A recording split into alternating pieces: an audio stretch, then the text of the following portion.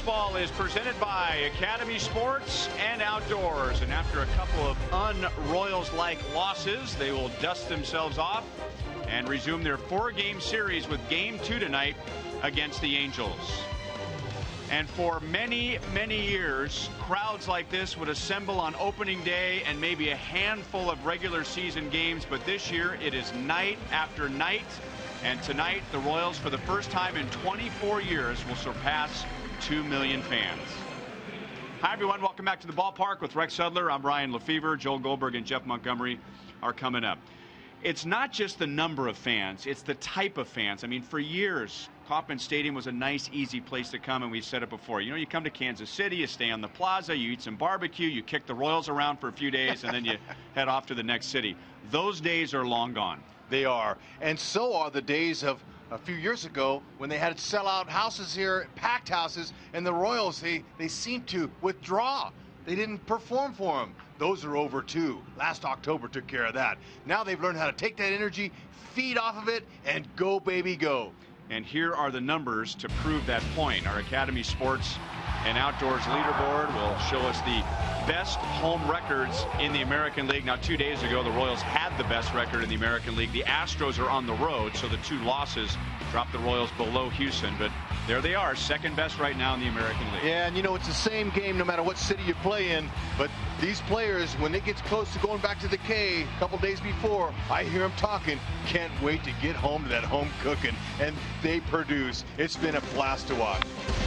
Danny Duffy will pitch tonight against Jared Weaver. Both pitchers will try and slow down the bats as we had a combined 13 runs scored last night. And Joel and Monty will talk Duffy when we come back.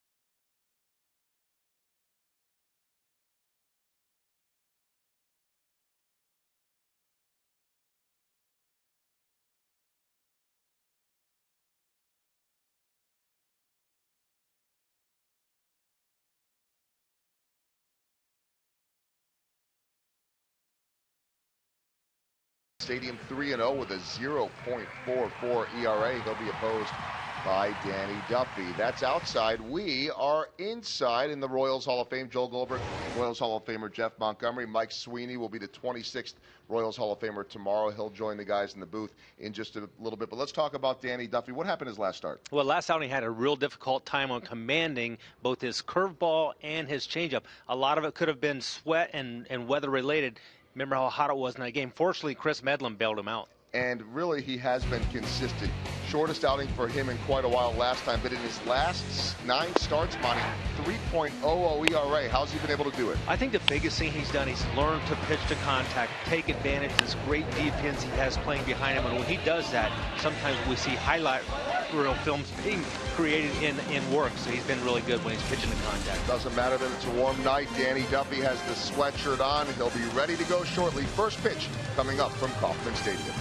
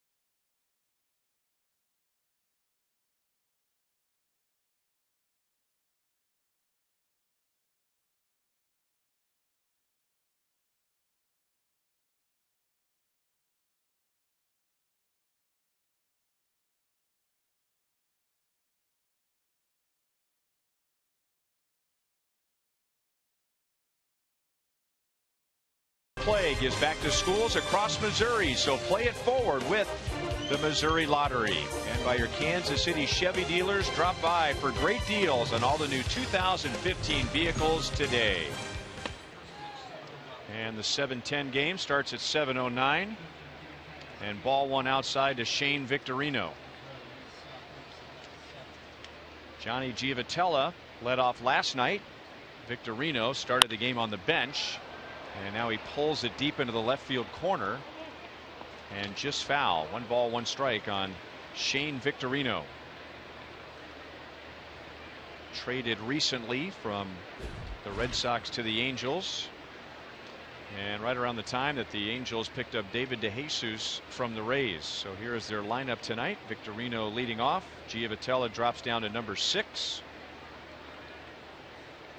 And Taylor Featherston back in the game at shortstop. So Eric Ibar is out for a 2nd straight game. And for Royals fans who are aware of how the Angels have played against the Royals over the past several years, will not shed one single tear with Eric Ibar on the bench. Yeah, I was going to mention that too. Heck, it's good to keep him down while he's in this ballpark. He rakes.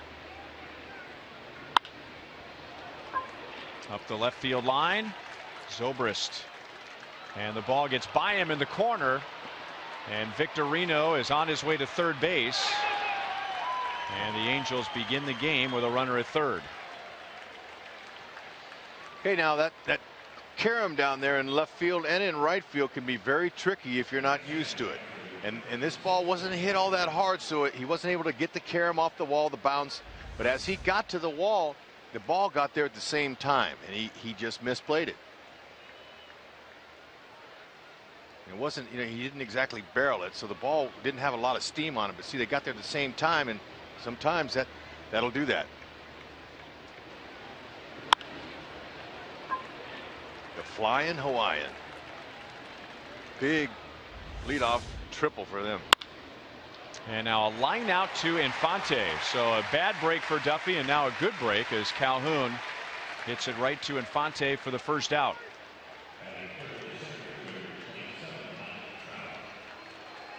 And now Kia puts us in the driver's seat and looking at Danny Duffy. And for every pitcher, if you asked a pitching coach what's the most important pitch, many will say strike one.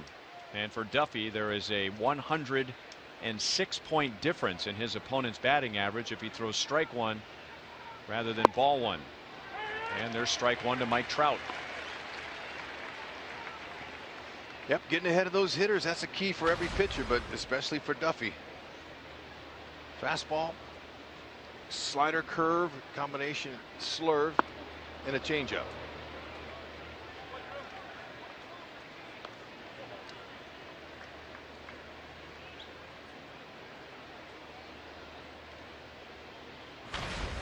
Danny Duffy has made only one start in his career against the Angels, so nobody has more than 3 at-bats against him, and Trout has a home run in those 3 at-bats. Duffy, he's been good in the first inning. He's been holding the opposition to a 183 batting average. Been pretty good. Holding them down. He's going to be tested here, though. That's a fair ball. So fastball at 97. Trout goes the other way. Victorino scores. Trout has a double, and the Angels have a 1-0 lead.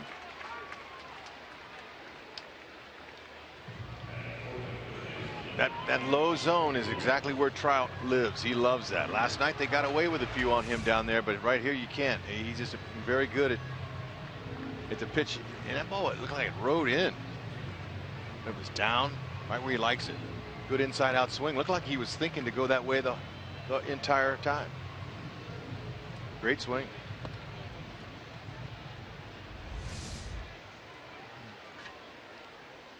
.71 driven in for Mike Trout, and now he's in scoring position for Albert Pujols, who was 0 for 5 last night.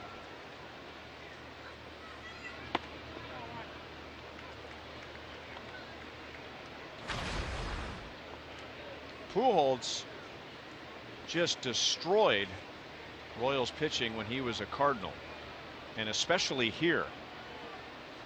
But it's been a different story since becoming an Angel. Breaking ball in for a strike. .379 with a slugging percentage over 700 with the Cardinals, but since moving to the Angels, hardly batting .202. Well, he's still in the color red, but definitely that uniform change worked well for the Royals. And that is grounded just foul. Duffy's ahead 1-2 on Pujols, and of course it's always a little painful when we see Pujols here in Kansas City. Went to high school down the road at Fort Osage, and then drafted by the Cardinals out of Maple Woods Community College. Definitely put up some Hall of Fame numbers. No question about it. Duffy looking to get him out right here. Got to pitch inside to these power hitters too, and keep them off of that pitch on the outer half. Tie those big fellas up. Albert told me today before the game that this is the healthiest he's been in many seasons, and then there's a direct correlation to his numbers, especially with the home runs. Out to Escobar, so Duffy got it in on him. 2 down. .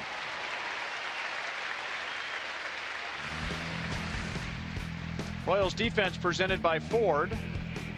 Drew Butera in there for a third straight game as Royals are trying to get Salvador Perez bone bruise on his left wrist to heal as completely as possible. It'll probably bug him for the rest of the year. Won't heal 100% until the off season, but get him as fresh as possible for September and beyond. And Infante was highlighted. We've been talking about how good a defensive player he's been this year for the team. 3+ runs saved. C.J. Cron got a huge hit for the Angels last night. Coming off the bench, a 2-run double that tied the game, and the Angels went on to score 2 more. Up the middle, and there is Infante, and that's the inning. So the Angels get a leadoff triple. Trout doubles home Victorino, and Los Angeles leads 1-0.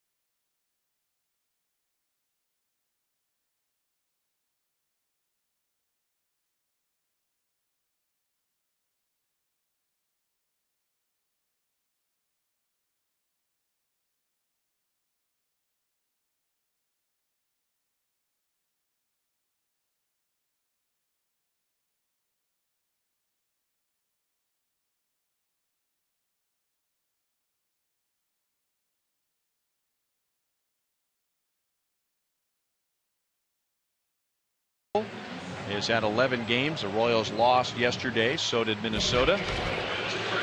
Royals had a good night on offense. 6 runs on 12 hits and had the Angels sweating it out all the way till the last pitch of the bottom of the 9th inning. And Ned Yost will go with the same lineup tonight as he had last night. And the Royals will be facing Jared Weaver, who is making just his 2nd start since coming off the disabled list. He was out with a left hip strain. Yep. He's learning how to pitch without velocity. He's a battler. He's a gamer. As you can see him right there, he is drawing the initials of one of his good buddies who passed away, Nick Adenhart. N.A. That's what he does before every start.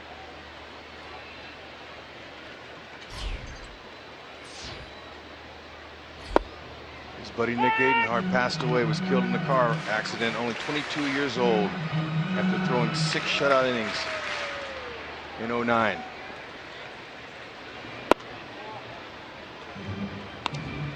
Now talk about his fastball. He's getting it done with just an average of 83 on that pitch. Curveball, change, sliders, throws across his body, so there's some deception there, but he's tricking him now. Really a soft finesse type pitcher.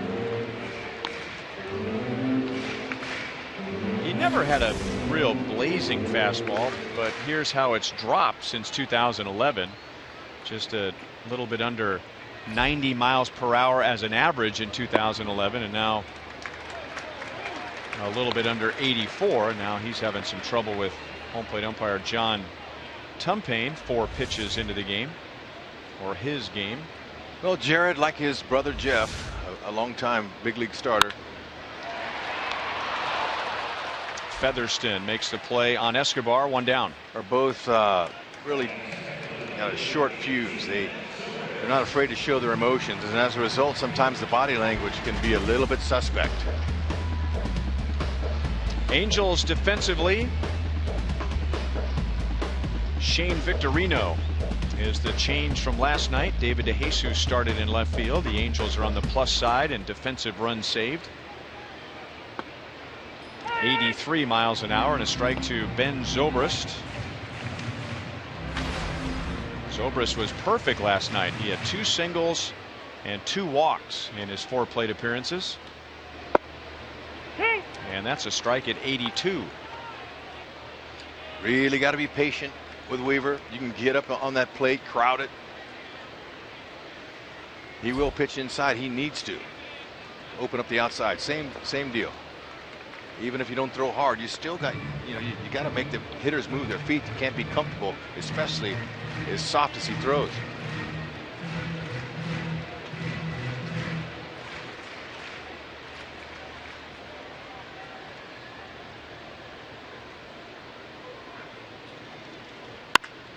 Hit well to center field. Trout back to the track to run it down.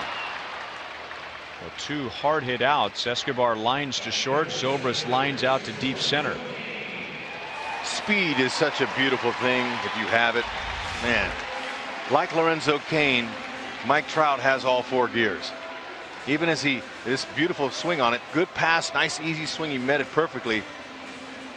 He's able to judge it with his athleticism. On going back, that's the toughest ball for a center fielder's ball's hit straight over your head.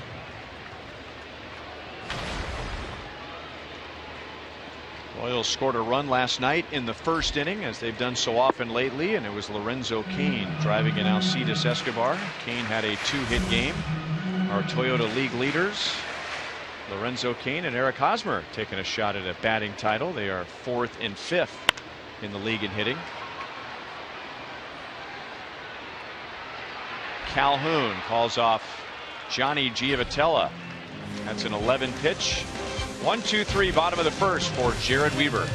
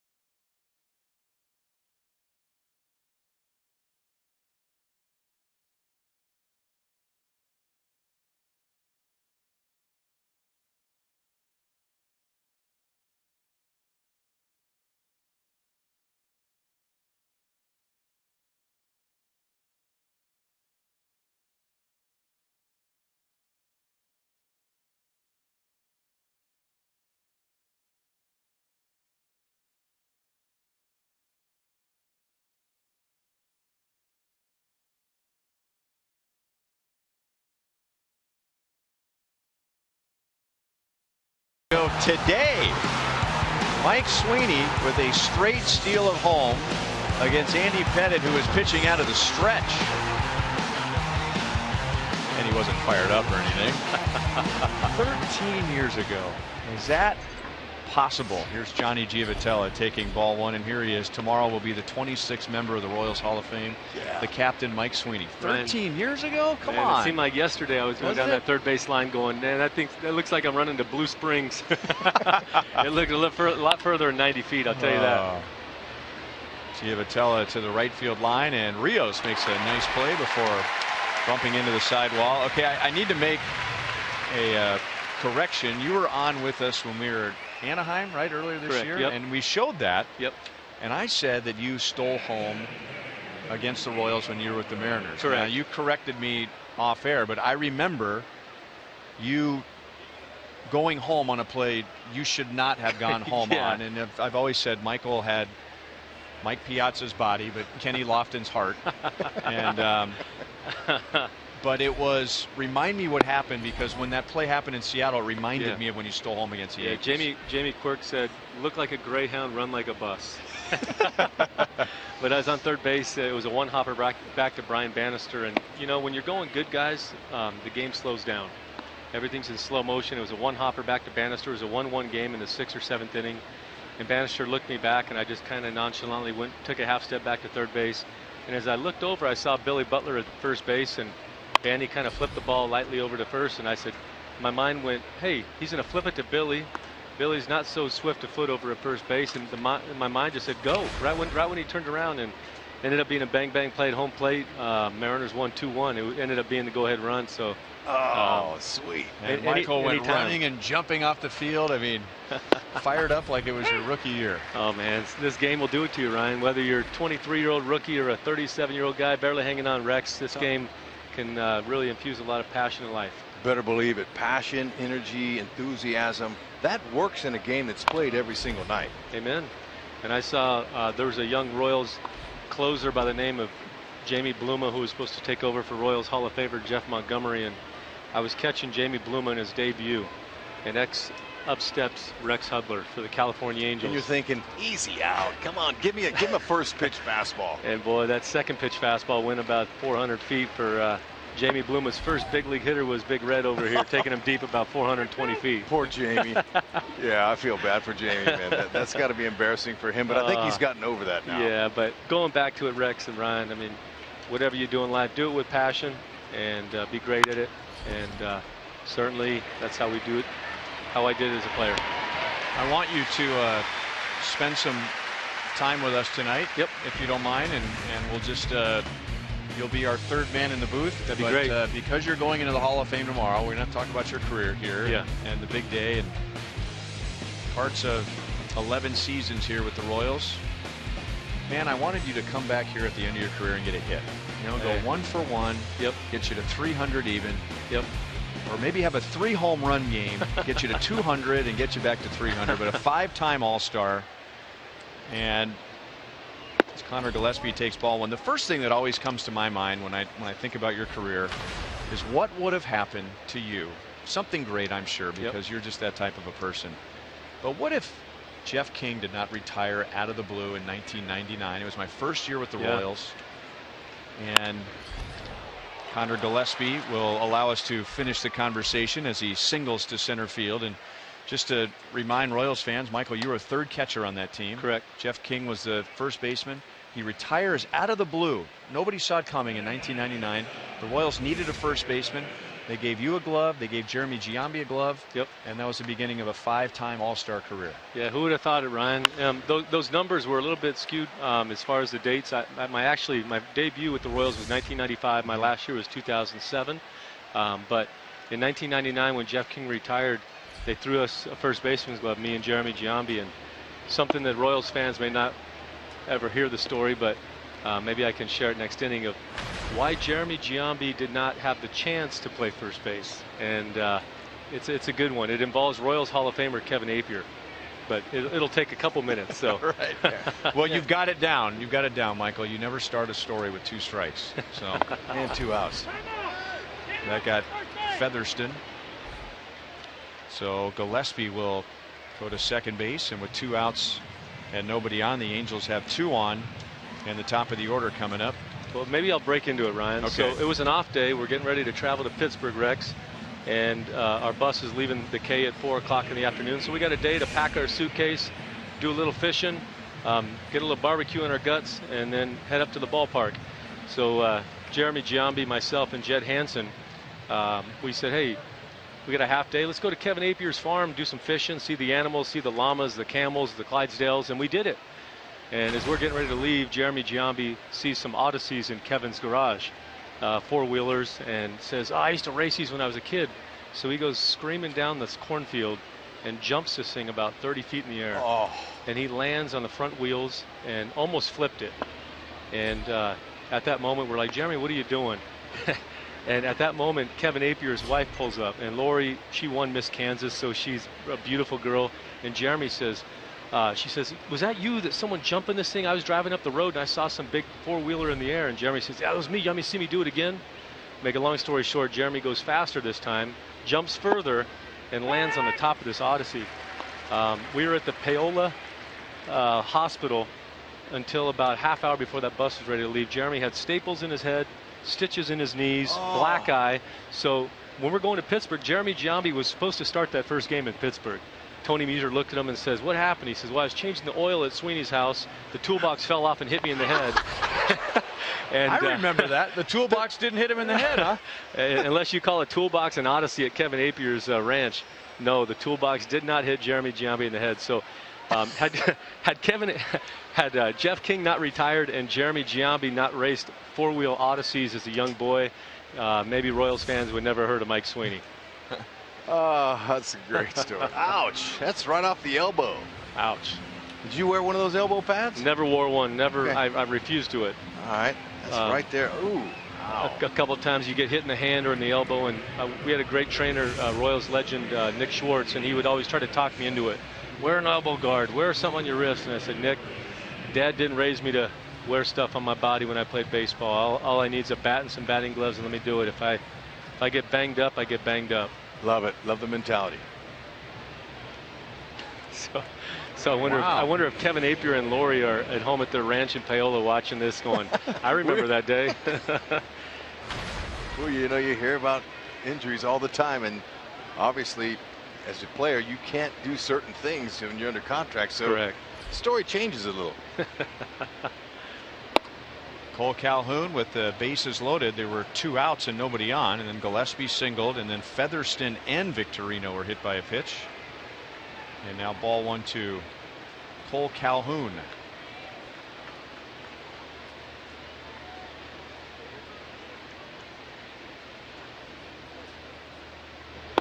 I think it's appropriate that you're going into the Royals Hall of Fame tomorrow against the Angels, because that was your team. As a young boy growing up in California, I did root for the Angels as a young boy. Number one, because we lived geographically close to them. But number two, my pops played professionally with the Angels in the minor leagues. And when Dad heard that Mom was pregnant with the first of the 8 children, he said, I'm coming home, babe. I'm going to hang up the spikes, hang up the glove. I'm coming home. So it's a great, it's going to be a great night. Duffy gets in and out of trouble in the second inning as the Angels leave the bases loaded. Visiting with Mike Sweeney, 5-time All-Star, Royals captain, going into the Hall of Fame, Royals Hall of Fame tomorrow. And we'll continue visiting with Michael when we come back.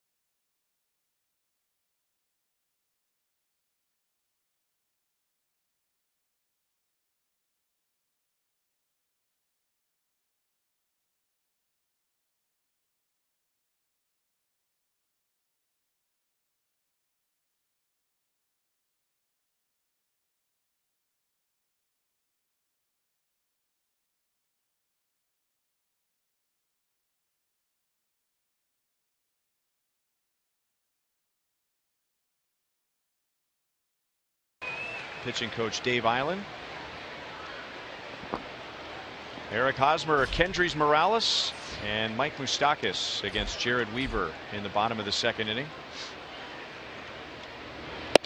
I know I could tell what Dave Island was doing there. He's just talking to Duffy about that shoulder and going right downhill. Develop that angle and go right down with your stuff. Yeah, you see Danny Duffy with flashes of greatness, and then you see him go out and have a scuffle in the first inning. And I think Danny is very fortunate to get through that second inning. But that's what makes Dave Island so great. He's been there. He played on the big stage in New York. He's Tampa Bay. He's as good as they get in the game, and that's what makes guys like him so great. Is rather than wait until after the third inning when Danny would go out and give up 4 or 5 runs, he nips it in the bud in the second. Hopefully, get Danny back out there and put up some zeros. And don't the good coaches do that, Michael? They find the right. They want to say something to the player, but timing is everything when you go up to him, right? Amen. Timing's everything. The way you say it, what you say. Try to keep it simple, but give them something to hang their hat on. That's what makes the good coaches the great coaches. And then Dave Island went on and became a Yankees pitching coach, and he was telling me the other day about pitching inside and how important it is for all pitchers to be able to bust hitters off on the inside part of the plate. Hosmer staying back as long as he could. Featherston will run it down in shallow left field. 1 away. You can get closer to the action at Kauffman Stadium with our Royals Memories program. You can choose amongst on-field opportunities, such as watching Royals batting practice on the field. How about a post-game catch at Kauffman Stadium, or maybe take a photo on the field. Summer fireworks, all starting at just $15. Just download the At the Ballpark app.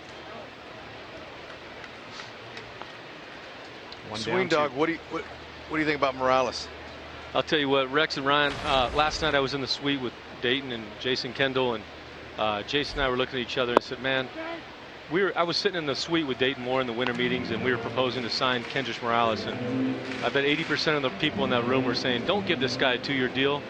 And Dayton said, as a great leader, no, this is our guy. I'm going on track record, I'm going on character, I'm going on work ethic. This guy's our guy. And I think Kendrys Morales was probably the best sign in all of baseball last offseason. And I think Edison Volquez might have been the top 3. Mm-hmm. And then you throw in some more moves like getting Johnny Cueto and Ryan Madsen and Chris Young. And you go, man, Dayton Moore has made probably 5 of the top 10 moves in all of baseball. That's why the Royals are where they're at today. But Kendrys Morales, I was at that game when he blew out his ankle, and to see him, he's still limping, but man, he's turned into a great hitter, and man, one of the best offensive threats in all of baseball. I hadn't thought about that you're with the Mariners. I was. For that walk-off grand slam. Hit a walk-off grand slam opposite field against Brandon League on about a 98-mile-an-hour two-seam fastball. And he came around home, and everyone was jumping up and down. All of a sudden, the celebration went silent, and Kendrys was laying down in intense pain. And it was a moment I'll never forget. 7 screws later in his ankle, and so many times off. So many years that he had to rehabilitate. You got to really appreciate what he's done. Let alone getting here from Cuba the way he did. If you haven't heard that story, in spring training I sat in the trainer's room with him, and he told me how he came here, and wow, it's a tearjerker considering all the hoops that he had to jump through and how life-threatening it was for him to get from Cuba here to the United States. And once he got here, Dayton Moore talked about his character, and no injuries going to keep Kendrys Morales. No injuries going to keep Kendrys Morales down. 0-2 to Mike Moustakas, and then all the family and friends just left behind with, finally there's some relationship now between the United States and Cuba, and I read today that a U.S. flag is going to fly in Cuba for the first time in over 50 years. But coming here, they don't know if they're ever going to be able to go back to Cuba again and see those family and friends. You're right, Ryan. When you play pro ball, Ryan, Rex and I, when we leave home, hey, we get to see our family in the off season. But when these boys from Cuba leave on a boat made of some plywood and some rope tied together and take off at 2 in the morning and hope and pray they make it, they're saying goodbye to their family perhaps for the rest of their lives. Crazy when you look at it like that. You may have noticed when Kendrys Morales reached first base, it was Pedro Grifol who greeted him and not Rusty Kuntz. We just got an announcement that Rusty is under the weather tonight, so Pedro will take over at first base. Another Cuban, is that right, Ryan? Pedro?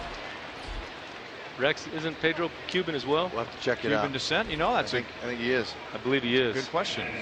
A former Royal, Unieski Betancourt, another Cuban, shared the story with me about how these Cuban guys get over. And he said when he left Cuba, he left on a 19-foot little raft made of wood and some rope.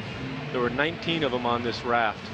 He said on the raft that left next to them was his mom and his relatives, and the other raft never made it.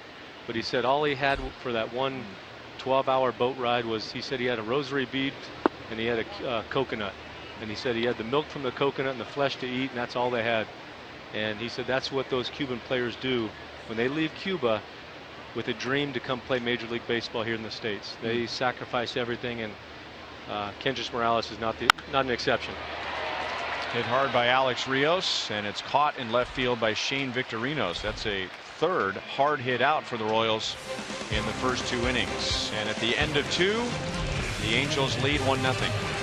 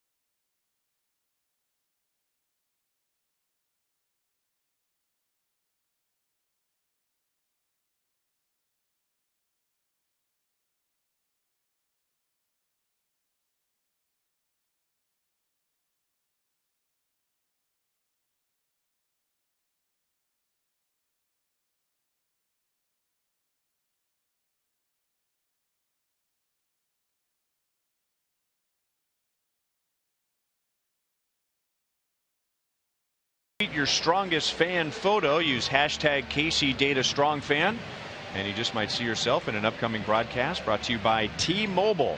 Hashtag KC Data Strong Fan. Angels got a run. 3 batters into the game. Shane Victorino tripled, and then with 1 out, Mike Trout doubled him home. And here's Trout leading off the 3rd. So you're living outside of San Diego now. Yep. And you follow the Royals. I mean, every night. I know you because you're texting me all the time and correcting me with things that I should have said, little details, which I never mind coming from you. But is there being in Southern California, is there another team you follow? Do you see much of the Padres or the Dodgers or the Angels? No, as a young boy, the Angels were my team, but once I was 17 years old and signed to be a Royal, I'm a forever a Royal. You know, it's the only team I care about. So every night at 5, I'm sitting in the backyard either barbecuing or in the pool with the 5 kids, watching you guys, listening to you and Rex. Nothing better. I mean, shoot, the only thing would be better is if I was living back here in Kansas City, actually here every night. Which could happen. You know, you've got an invitation, from here to the plaza to come back. So, well, this place is always home for me, and there's probably in the near future the Sweeney family will be moving back to Kansas City. But first, we're going to get Dad through this tough bout he's had with cancer, and then we'll look at our future. I was going to ask you how Big Country's doing. Yeah, You know, Rex, you're his #1 fan. Correct. No, correction. He loves you more than anybody else. What's wrong with him? Has he been checked lately? He's your #1 fan, Hud, and you always took care of him when we were in Anaheim, calling him Big Country, putting him on the broadcast, and he's doing great. The doctor said he shouldn't even be alive. Make a play, Moose. Make a play. No chance. Nope. Second hit for Trout. He's on to begin the third. The doctors say he shouldn't even be alive, but my dad's a man of miracles, and he's been a miracle his whole life. And before his surgery, Rex and Ryan, he told me, Mike, no matter what these doctors say, you count on one thing: I'll be in Kansas City on August 15th. And I didn't know if he was going to be here, but praise God he is. Nice. Esophageal cancer. Yep. And I followed some of the family posts, so I knew what was going on, and some complications after the surgery, right? Yeah. Was it a heart attack? Yeah, he had a heart attack. Yeah. Collapsed lung, punctured lung, pneumonia, kidneys were failing, his blood pressure almost down to nothing, and he lost 4 liters of blood. And on top of that, his surgery was to cut out most of his esophagus and part of his stomach. So the doctor said one of those things could kill you, but all of them together kills almost everyone. And but my dad made a promise to me, and he's going to keep it. So it's going to be an emotional day. But I'm very thankful that my dad will be here, because he's the one that, probably like us, taught us how to play catch as young boys and took us to our first Major League Baseball game. And those are the important things in life. 2-0 to Albert Pujols. You know, you got me thinking, you know, he pulled through for you, but way back in the beginning of your life, you pulled through for him. Yeah. Not many people know that story. Yeah, back, Rex, when I was a young boy, I was a 4-pound premature baby born 2 months early, and the doctors gave my parents a 50% chance of little Mikey making it through the night. So my parents called the parish priest, said, can you come in and baptize our baby boy? We don't know if he's going to make it through the night. Oh. And they did. Dad put a little baseball bat in the incubator with me. And my dad sat on the street corner in front of that hospital, and he prayed all night and cried. And he says, God, if you spare my life, spare the son of my life, or the life of my son, I'm going to do great things for you. And he's honored his commitment, and God answered that miracle. So I fought through for him, and he fought through for me. You're the oldest boy. Oldest boy of 8 kids. 8 kids. Now let's go through the Sweeneys real quick. Big Mike is one of 6 children. Okay, Mama Maureen is one of 12. One of 12. Yep. Okay, you're one of 8. And now we have 5. And then your kids, there's 5. So it's so, yeah. we have a lot of people coming out to, here in Kansas City for this special night tomorrow night. All 7 of my siblings, my parents, some relatives, my wife, beautiful wife Shar, and the 5 kids. And I even thought, I want to fly out my high school baseball coach, Bob Beck. I flew him out for my first All-Star game, and I thought, you know, here's a guy that coached 38 years in Ontario High School, never coached a son, and yet he gave everything he had to this baseball program. And he was like a second father to me as a young boy. I thought, man, it'd be fitting for him to be there. Pujols hits it hard, but Kane is right there to make the play. And it's great to see Albert Pujols making a couple outs here at the K.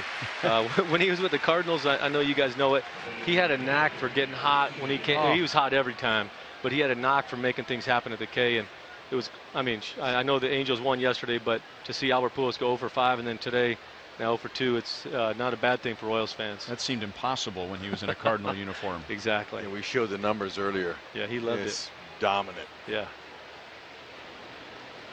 So 1-on-1 out to C.J. Cron. Duffy with kind of an exaggerated slide step there, making sure Trout didn't get any kind of a jump. Rhino, I've seen some of the pitchers. Jeremy Guthrie did it. I saw Edison Volquez do it. But the impact that Johnny Cueto has had on this team in that short time. I mean, I've seen the guys do the shimmy. They're varying their delivery. Johnny's in the dugout smiling, telling them, speed it up, speed it. You guys zoomed in on him 3 nights ago and saying, speed it up. This guy with these dreadlocks, I mean, Dayton Moore pulling off that trade. We got a #1. We got a leader. We got a guy that's impacting our entire pitching staff. And I know Johnny Cueto feels blessed to be a Kansas City Royal today, but boy, we feel very blessed to have Johnny Cueto in that dugout. You ended your career with the Phillies. Any chance did you cross paths with him? Did you get a chance to face him? Yeah, I did, but I don't know if I've ever faced him. I know we shared a field, but that last year, Ryan Howard was playing most of the time. I would play against the lefties when I was with the Phillies, but Johnny Cueto, my goodness, he has fun. Look at those numbers, career. It's so great. He's always smiling. You see him. He's always talking to someone, most likely a pitcher on the bench. I was in the locker room yesterday with Jeff Davenport, and Johnny's in there talking nonstop with the players. He's always helping, always leading, and great pickup. Rios. Oh, double play. Good running play. And now 2 down. Let's get in a University of Kansas hospital injury report. This was Miguel Cabrera taking batting practice here earlier on this homestand. And he's back from the disabled list today in the starting lineup against the Astros. And Dallas Keuchel out with a strained calf since early July. And the Detroit Tigers became sellers at the trading deadline. And now in 3rd place in the division, 4 games under 500 after winning the division 4 consecutive years. Wow. Cabrera's 0 for 1 with a strikeout, by the way, from Keuchel. I saw you had your earring on, Rex. He had Mike's sunglasses and Ryan's hat on in that video, huh?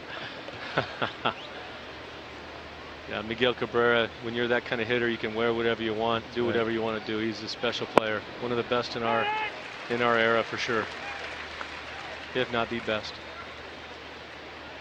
Here's an easy guy to pull for, Johnny Giavotella, and just never quite got a chance to have the full-time opportunity here. Yep. And then a non-roster invitee with the Angels, a 3-man battle for second base, and there he is. Man. Last August I was in Omaha AAA and working with some of the guys, and Johnny Giavotella is out there early with me hitting batting practice with tears in his eyes saying, man, I'm out of options. We just signed Infante to a long deal. I know I can play in the big leagues, Mike, but I don't know if I'm ever going to get that chance. He's ready to break down and start crying. I said, Johnny, just keep doing it, man. You got 29 other teams out there that are watching you every night. Keep doing it. And to see Johnny go to Anaheim, win the job, pretty special to see. Rios has been busy tonight, and he makes a play in foul territory, so Duffy gets around the leadoff infield single. And at the end of 2.5, the Angels still lead 1-0.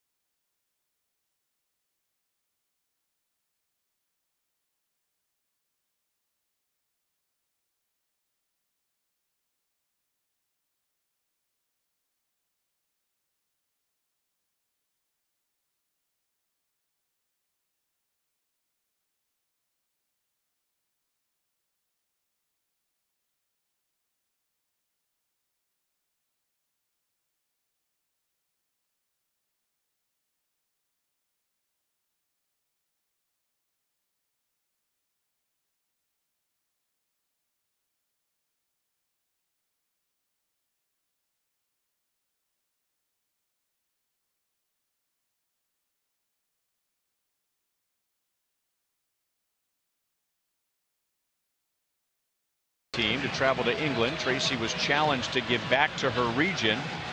She and a dedicated group of coaches became the catalyst for the creation of a youth rugby league and 7 high school rugby teams, including the Kansas City Dragons. Now Tracy coaches the Liberty Jays and Lady Jays rugby teams at Liberty High School, in addition to volunteering her time with numerous rugby clinics and camps. Sitting in the Buck O'Neil legacy seat at tonight's game. Congratulations, Tracy. You know, Swing Dog, this is the one thing here that separates the K, one of the many things, but this thing, the Buck O'Neil seat, is really special, especially because it follows Buck O'Neil's spirit. Yep. And giving, and so all these folks that get a chance to come and sit in that seat, and since they've been doing it since '06, I believe. Yep. Not one person has missed sitting in that seat. Huh. It's quite a huge honor. Oh man, and I'll tell you what, Rex, to add to what you just said, every night when you and Ryan are on the broadcast and you highlight that special honoree to sit in that red seat. We're at home, like I said, barbecuing in the pool. Last night we're at the game, Ryan. My son Michael, 11 years old, he was a young boy when I was playing here in Kansas City. He didn't say, Dad, can we go out to the Little K? Can we go out and do this? Can I get an ice cream? He says, Dad, can you show me the Buck O'Neil seat? I want to see it, Dad. Where is the Buck O'Neil seat? And as an 11-year-old boy, he knows how special that is. He sees pictures of Dad when I played with the great Buck O'Neil. And, man, we sure miss Buck O'Neil. Yeah. Right, Ryan? Sure do. Almost feel like he's still sitting down there, you know? You must expect to look down, and there he is. You wouldn't even have to ask Buck how he was doing. You could just say, hi, Buck, and he'd say, I'm doing great. Great story. Tony Richardson, the former Kansas City Chief, and I, we used to host a golf tournament every year, helping out children's hospitals. And Buck O'Neil came out at 88 years old, and he gets up on the first tee, and I'm golfing with him. And Buck says, oh, boy, Big Buck, you feeling good today, boy? Oh, man, I know you're going to hit this one right down that middle. Oh, Buck, you got a sweet swing, man. Just let it happen. And all of a sudden, boom, Buck hits it about 160, 170, right down the middle. And he smiled. I knew you can do it, old Buck. And it was the most fun round of golf I've ever had in my life, spending a day with Buck O'Neil. How many people out there would like to have had an opportunity like that? Oh, man. All right, first time to the order. The Royals did not have a hit against Jared Weaver. They had 2 base runners. Kendrys Morales walked, and Drew Butera was just hit by a pitch. And now Cedus Escobar, he lined to short in the first inning. His first time through, but I had a feeling before this game that Weaver was going to present some problems. Now it's early in the game. There's a lot of game to play. But the Royals had not faced a guy like this before. It's so soft, you know, and creative. He creates pitches, and he's learning how to pitch without the 92, 93 he used to have.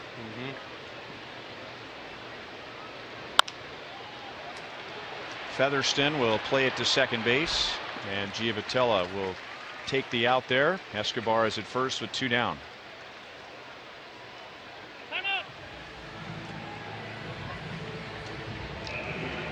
And on the topic of Royals Hall of Famers, as we're visiting with Mike Sweeney, how about happy birthday to Mark Gubicza? Who is that? Who has the better PJs on? Is that Steven Seagal or Mark Gubicza? I'll tell you what, Mark Gubicza, Royals Hall of Famer, one of the greatest Royals and competitors you'll ever see. George Brett, I was in the suite with him earlier today, and we were talking about Gooby. There he goes. Escobar called out. And I think we're going to review that one.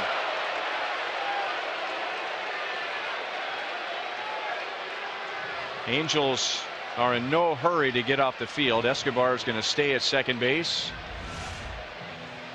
That foot get in there? Yeah, it did. Oh, yeah. Good bag, Esky. Yeah, I think Esky will end up on second base there. To finish my thoughts, Rex and Ryan, Royals legend and Baseball Hall of Famer George Brett said, man, I said, what kind of teammate was Gooby? He said, man, he was as good as they came. He says, but don't ever make an error behind Gooby. I said, what do you mean? He said, man, I can remember him before the game sweating, working out in the weight room. And if you made an error for him before him, at third base or first base, he would look at you and scream, are you trying? Let's go out there. Are you trying? and he says Gooby was the greatest competitor he ever played with and a great teammate. And, man, Mark Gooba's a class act. And he is here tonight, television analyst for the Angels, and he will be here tomorrow with several other Royals Hall of Famers, as Mike will be the 26th member of the Royals Hall of Fame tomorrow. And I'm surprised it's taken this long to review this play back in New York.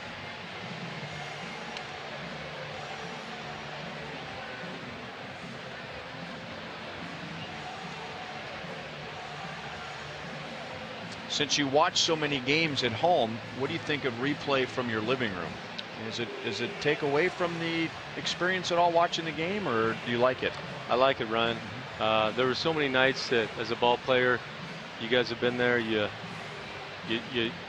safe at first base and you know it, but the umpire rings you up to end the game, and you're sitting in your hotel room going, man, had the umpire made the right call, our team might have had a chance to win tonight.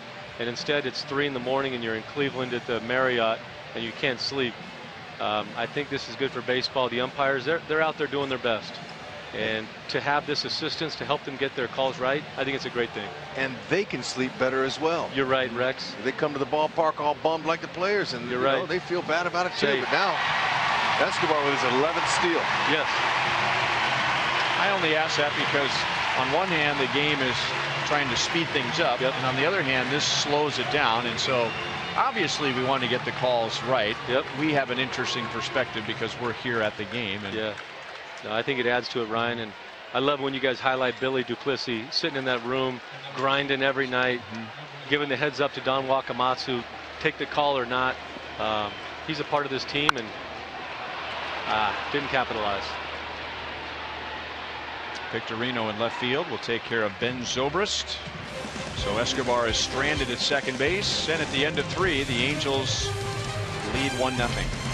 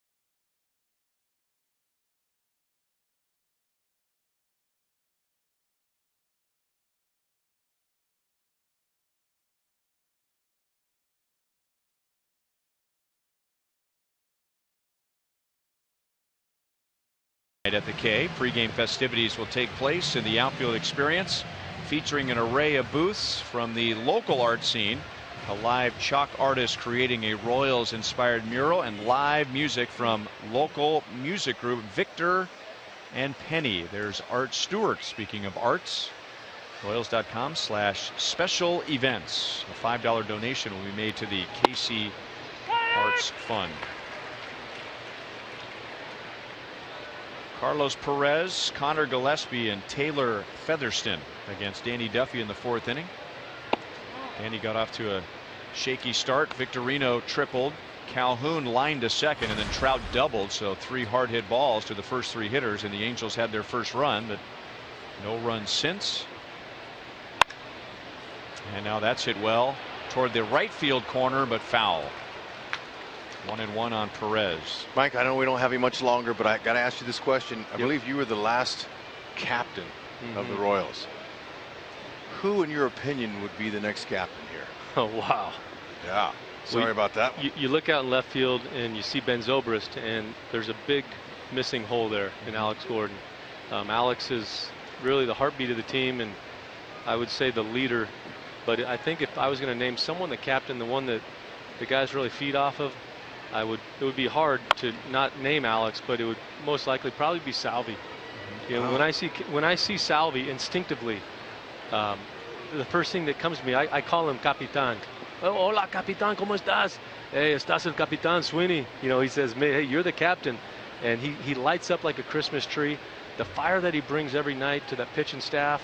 He swings that bat after the game, dumping Gatorade on the boys in the locker room every day. Shows up, and he's a ball of fire.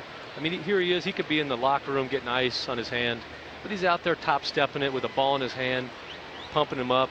Drew Butera gets a big hit the other night. Salvi's almost falling off the dugout steps, reaching out, you know, congratulating his boy.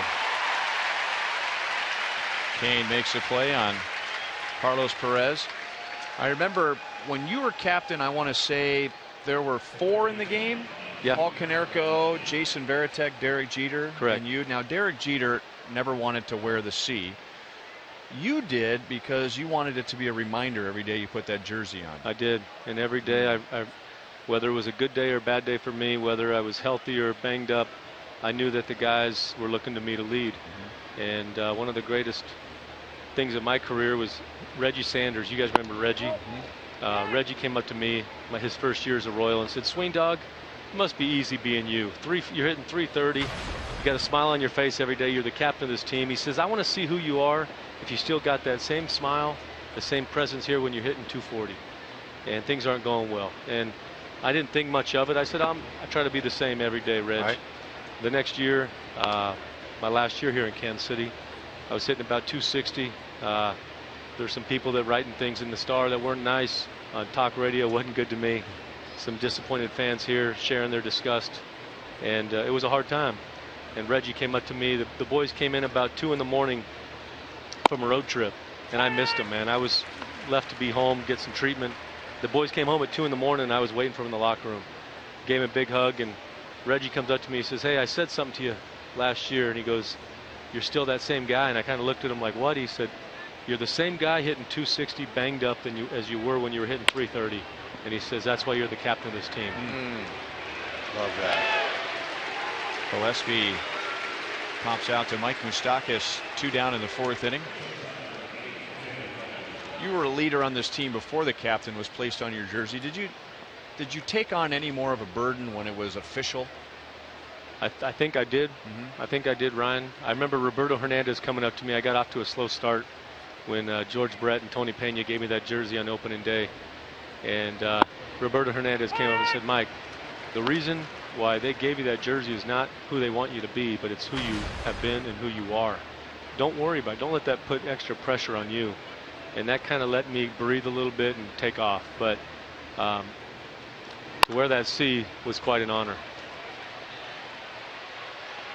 Zobrist into a slide, and Taylor Featherton got it somehow in between Zobrist, Escobar, and Kane, and he's on with 2 down.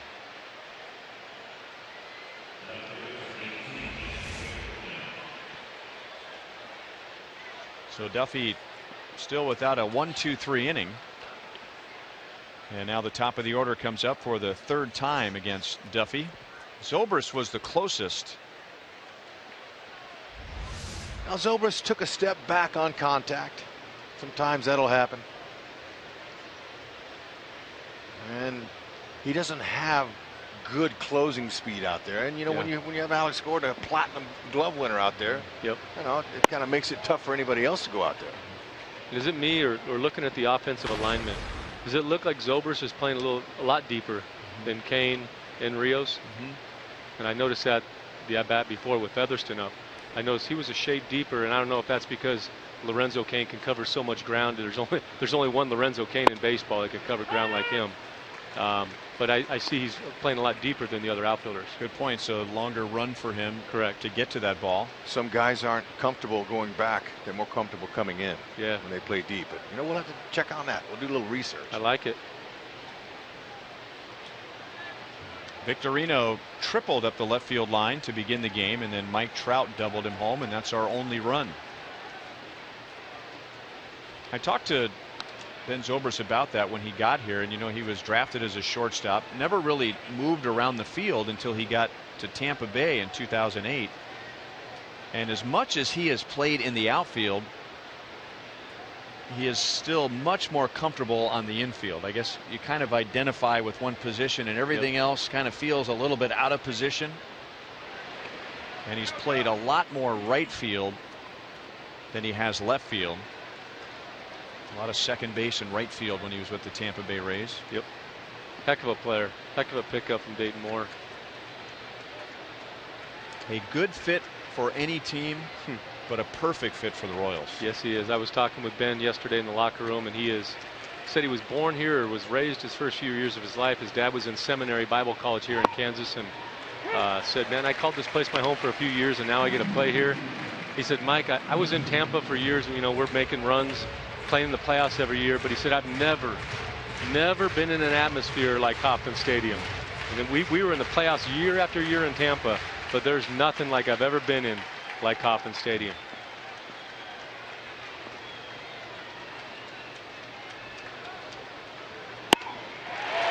Duffy strikes out Victorino. That's his first strikeout. Michael, we could keep you here all night, but I know you got a lot of people to see. You got a big day tomorrow. Thanks so much for spending time with us, and man, we are all looking forward to tomorrow night. Hey, can you guys change your seats up a little bit so we can get this no-hitter broken next inning? All right, get me out of here. We'll get some hits in the fourth. Congratulations, buddy. Thank you, brother. All right, Michael. Thank you.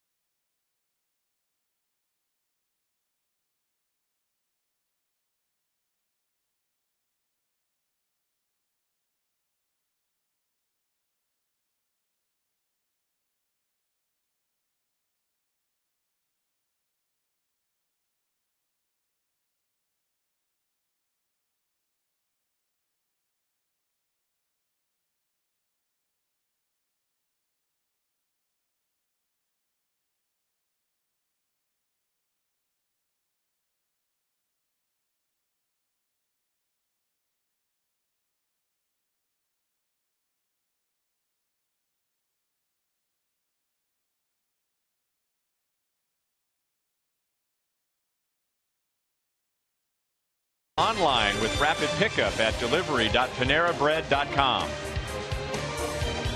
By Menards. Save big money at Menards on all your home improvement needs. And by Jeep. Find your summer of adventure with great deals at the Jeep Summer Clearance event.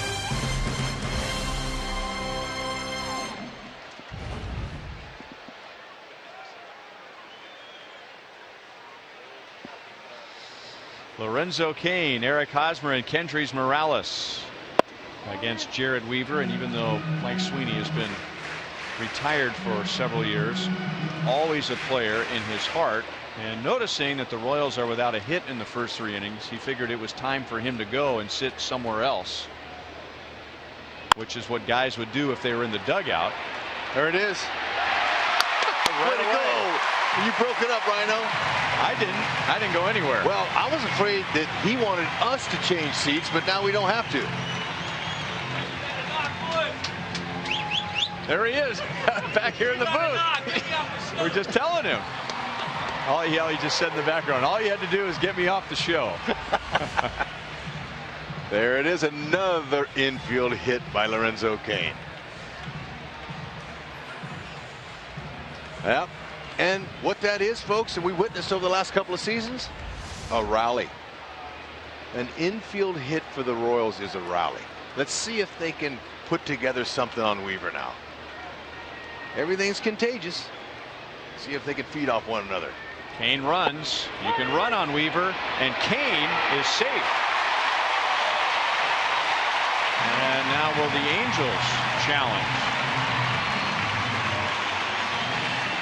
Alcides Escobar last inning was called out at second base by Quinn Wolcott. The Royals challenge. The call was overturned, and now the Angels aren't so sure that Cain was safe.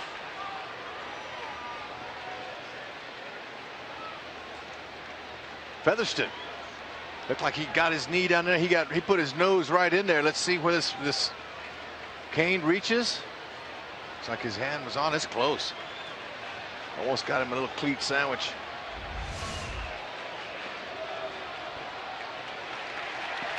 And the Angels will not challenge. And you know, we were doing the roundtable radio show on 610 before the game, and Denny Matthews, the first thing he said was, they need to steal on Weaver. He's slow home. And he said it just like that. Hosmer again trying to stay back on Weaver. A pitch that was 67 miles an hour. Cain will bluff a tag just to force the throw from Trout. Hosmer popped a short first time up on a similar pitch and doing everything he could to stay back. And now flies to center field. That slow ball is tough, man. When a guy throws a pitch that slow, it's really hard, especially if you're a flamingo leg kick guy, like some of the hitters are now. They lift that foot up, that's timing, and that foot is down, but when it's down too long, it throws your weight off. It throws your balance off.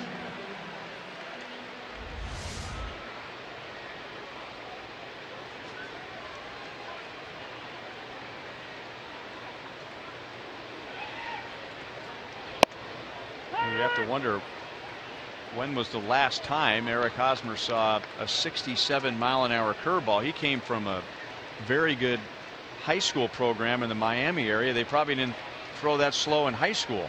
No, I'd say batting practice, straight fastball. That's it. No, didn't quite get that one either. Calhoun will make the play in right field, and again Cain holds. So leadoff single, stolen base, and still standing there at second base for Mike Moustakas.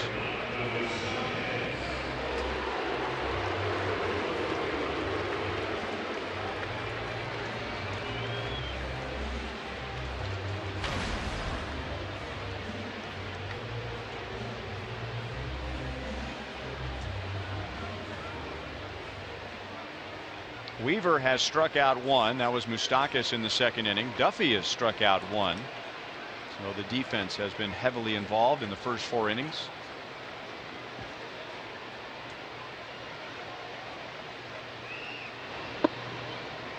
.67 miles an hour and in for a strike to Moustakas. But we told you before the game that he's going to be a guy that they're going to have to really wait on, and it's easier said than done. All of a sudden 67 doesn't look that slow when he hasn't thrown any harder than 85. And a good changeup, 73 miles an hour, 0-2. You got a guy with very slow secondary pitches like that. It makes that 85 mile an hour fastball look like 95 at times to hitters.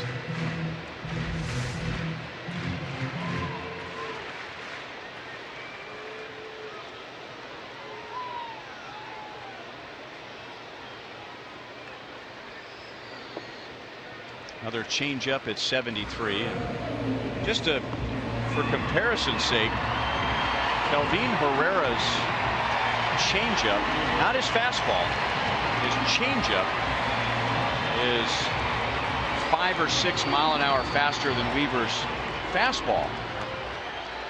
So it's difference in arms and ages, and pitchers. It's crazy, but they all try to do the same thing. Oh, that Moose going to wear that one.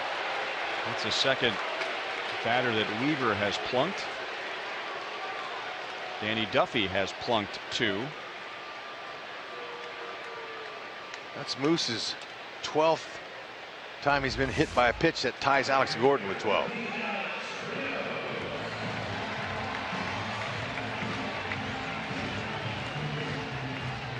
Yep, you get hit there, plenty of protection.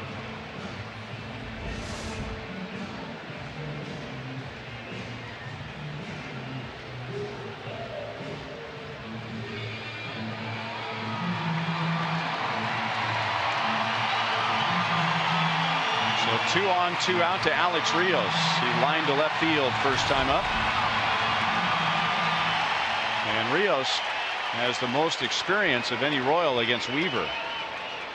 35 at bats. 69 miles an hour with that curveball. How about those numbers, the way those line up? Pretty interesting. Homers, though, you can take him deep. Just got to wait on him and meet it right. 16 home runs he's given up. 0-2. And if I'm reading lips correctly, it looked like Alex Rios was saying, wait, wait.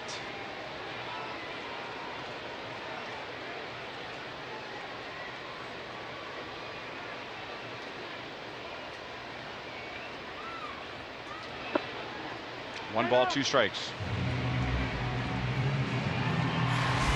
Our most trusted players, brought to you by the most trusted brand, Honda. The Royals with 2 outs and runners in scoring position, 18 points better than the Blue Jays, and 47 points better than the league average.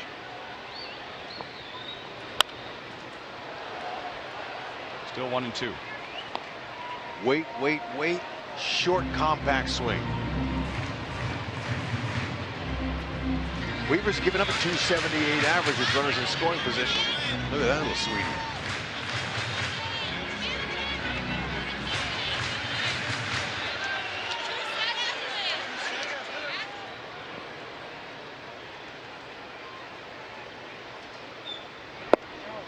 We figured he was going to come hard with something eventually in 86. I mean, that's really reaching back for something extra for Weaver. Royals will go over 2 million in attendance tonight with a capacity crowd. Off the end of the bat, and Pujols got it right before it went into foul territory, and then he had to scramble to get back to the bag and get Rios. The Royals get their first hit. They strand 2, and at the end of 4, it's still 1-0 Angels.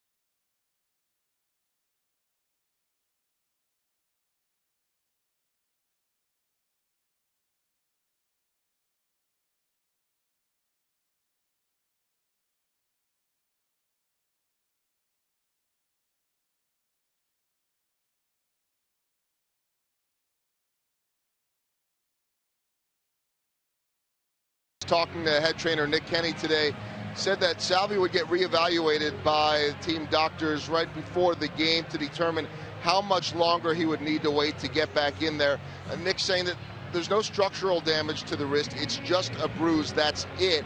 But they also need to make sure that he is okay. Take stress off of that bone and allow it to heal up. Rest and treatment.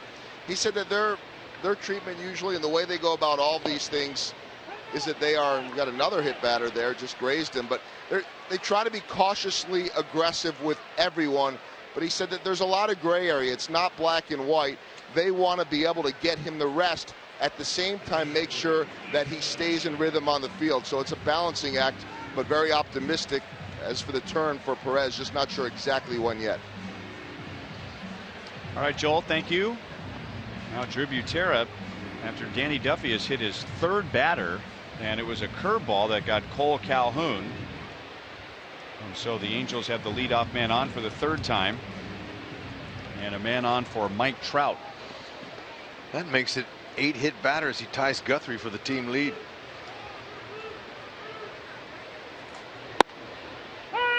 Slider in for a strike.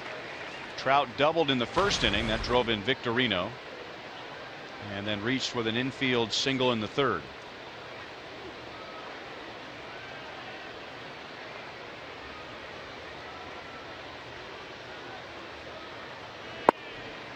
Good pitch, and a pitch that can be dangerous to a hitter like Mike Trout. Yeah, you better believe it.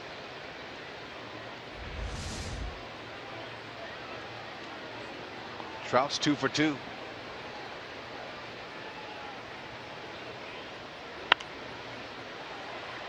Had it in near his knuckles. Try to sneak the high ones by him if you can. Bust him inside and backdoor curves. Take your pick. Even with 2 strikes, he's dangerous. He doesn't necessarily look to serve one out to right field. Strike 3 call. That's 114 strikeouts for Mike Trout, and Duffy's second tonight. Yeah, and it locked him up. Beautiful, nice little 4-seam fastball. And Trout, you got to go. Good pitch.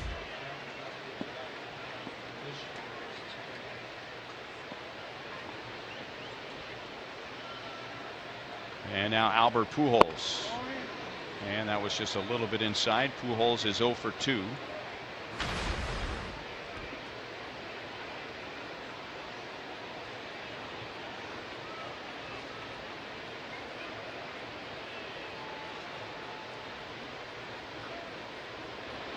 Breaking ball strike. Good to see him back with that pitch. In his start on Sunday against Chicago, he didn't get out of the 4th inning. He was reduced to his fastball only. The curveball and the changeup were not there, and he threw almost, when it was all said and done, almost 80% of his pitches were fastballs. Back to Duffy. To Infante 1, Hosmer 2.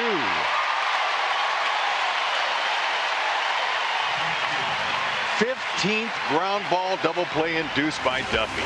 And notice how he calmly collected himself. Didn't rush it. Beautiful job.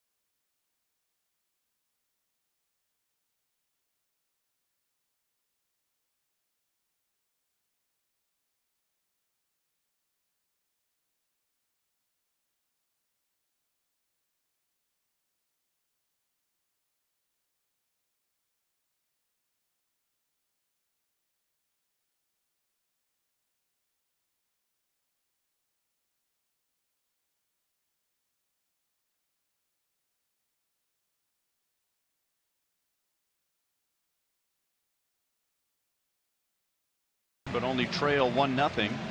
MLB on Fox Sports 1 returns this week with a doubleheader full of playoff implications as the Angels and Royals will play Game 3 of this series beginning at 6 p.m.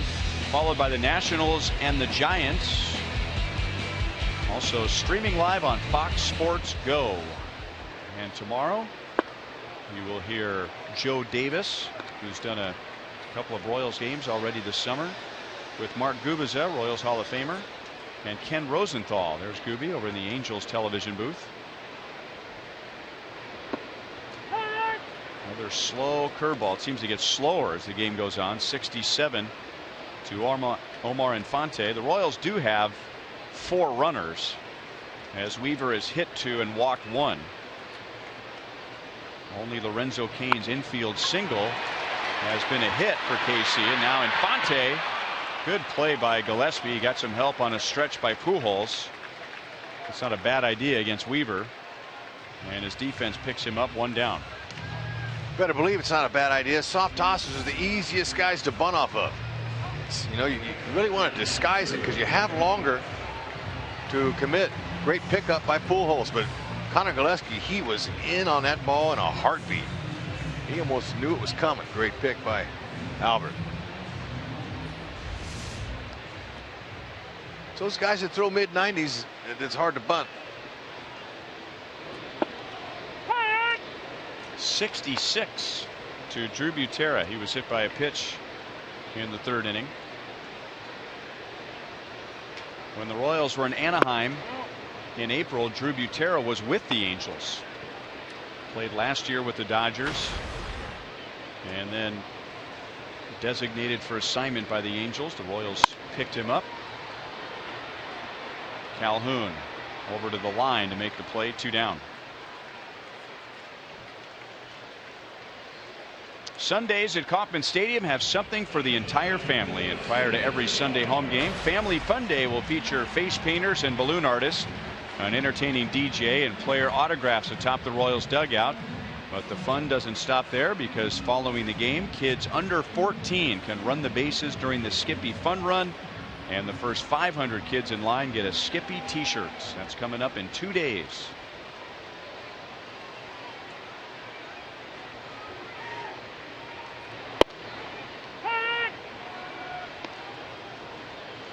That was a hanging slider there.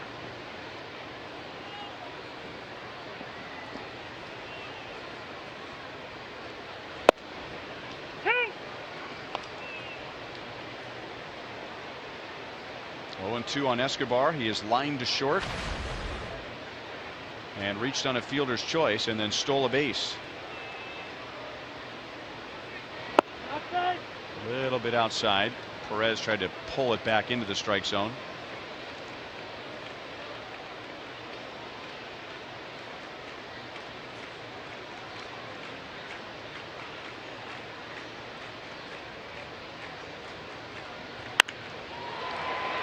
Trout turns around, runs to the spot where he thinks the ball is going to land, and it does. And Jared Weaver has held the Royals to 1 hit in the first 5 innings.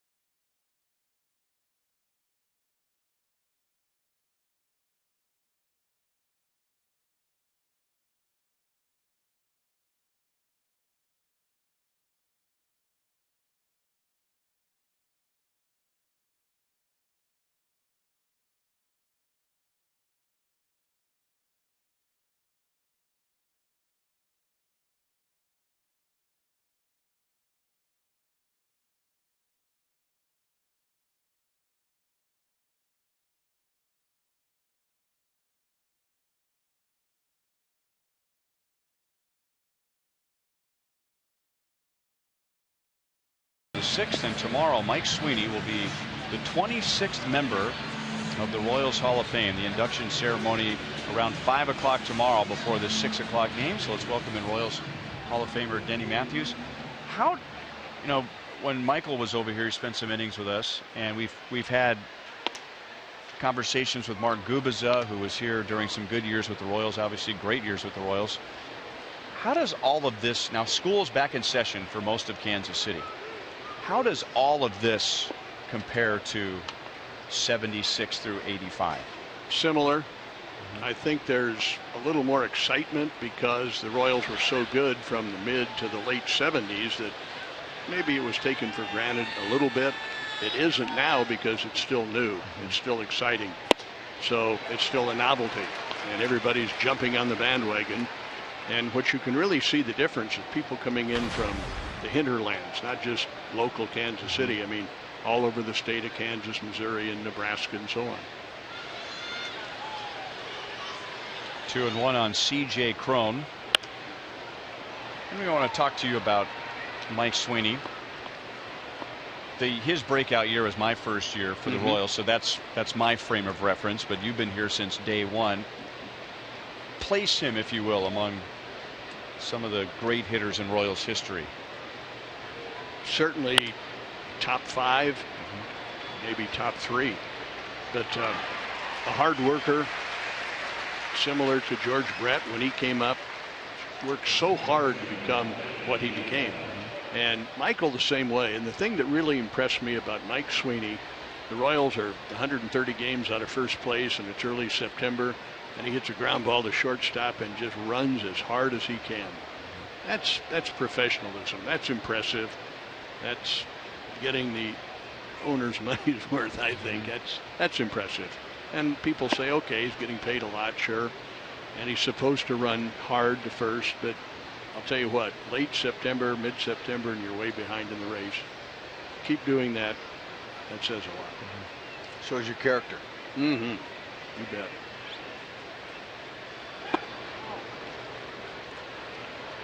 Would he be up there with some of the unlikely Royal superstars, considering how his career began? I would say so. Yeah. And he was a catcher when he came up, and a lot of people forget that. And then to first base, and he, again, like Sweeney, worked very hard to become a pretty darn good defensive first baseman. So, yeah, he was so impressive. And the other thing about it, character and personality and disposition. He just never changed. And I think people early thought, well, he's kind of putting on an act. Nobody can be that happy and that up all the time. Well, there comes a point in time where when you're that consistent, people are saying, yeah, that's him. He does that all the time. And I'm sure you noticed that too. It's not an act. No. Never has been. Johnny Giavotella has fouled out to Alex Rios twice. 3 balls, 2 strikes. I think, Brian, another thing about Michael was the fact that even though the Royals were not going to challenge for a division title or get into the postseason, he never quit. I mean, he always was up.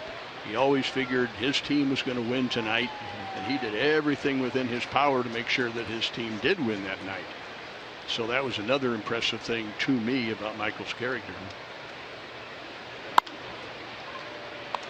Escobar plays the short hop, throws on the run, and gets Giavotella.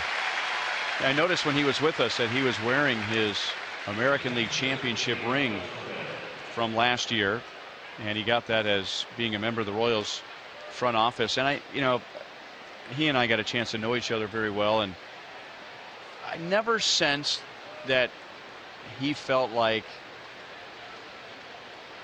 he deserved that ring more than somebody who got one last year or just kind of fell into it, second or third year in the big leagues. There was no jealousy that, he played so hard and wanted it so badly, and yet he didn't get to play in the playoffs with the Royals. He did with the Phillies, and here the Royals are American League champions. I mean, he was genuinely happy for the organization.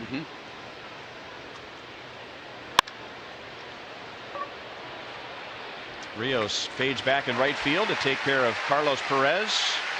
Danny Duffy has done his part. He's held the Angels to 1 run, 5 hits in 6 innings. And now the Royals will continue to try and figure out Jared Weaver.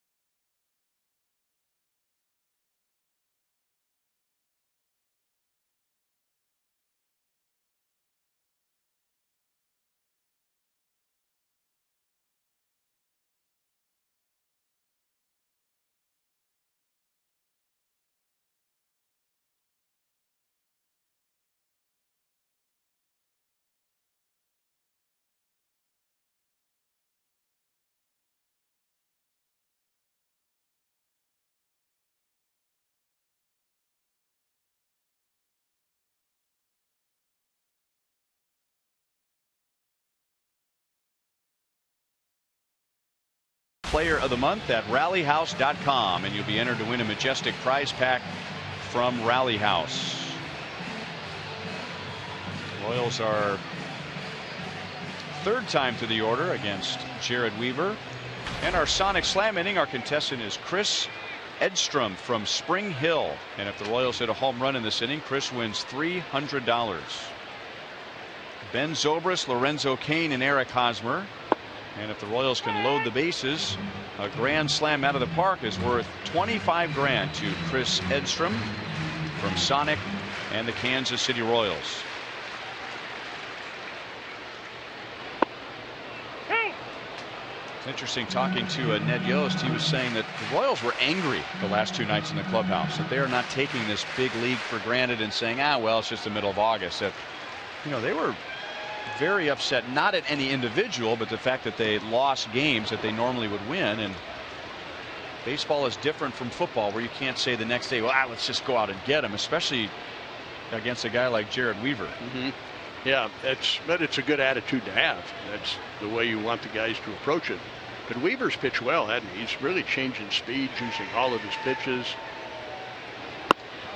He's very deceptive, that long arm action, and he throws across his body. A lot of lefties do that, but fewer right-handers throw across their body. But boy, he's a prime example of that. He's really doing a great job of hitting spots, mixing pitches.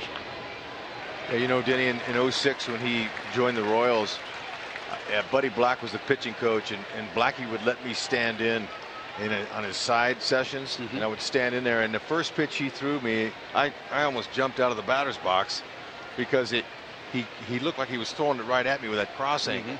So I knew he was going to be effective with that deception, and you mix his get up. That's got a chance into the corner, off the wall. Runner at second, nobody out.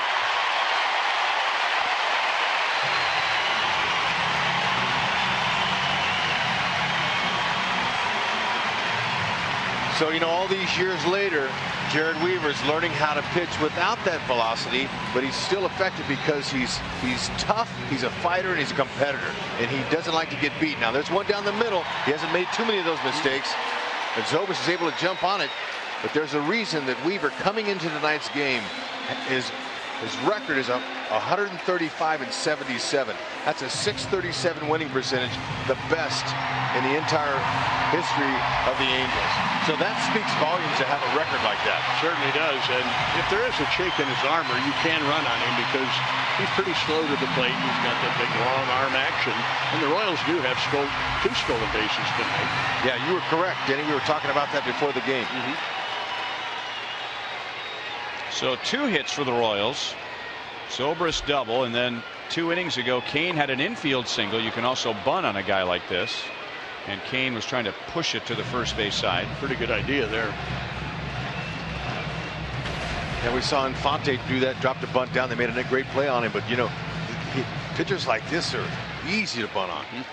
And if he can get one by the mound, Giavitello's got no chance to get him as deep as he is. None. But I think, you know, Lorenzo Cain, he can wait for one of those down the middle and just take the lead here. So he goes the other way, and it gets by Pujols. Zobrist rounds third, and the Royals tie the game.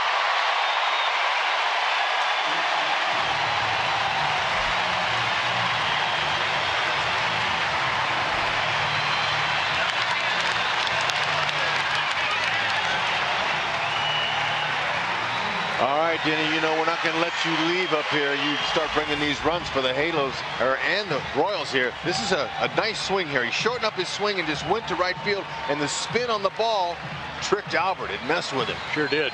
Yeah, and you're right. Kane did a good job of waiting for that slow breaking ball. Didn't try to pull it. Guys can get excited. They see something off speed. Hey, I can pull this pitch. Kane, great approach there. Now he may take off. He doesn't have to. That little corner of the netting saved the Angels. Because if that ball gets by the netting and goes to the side wall near the tarp, Kane's at third base.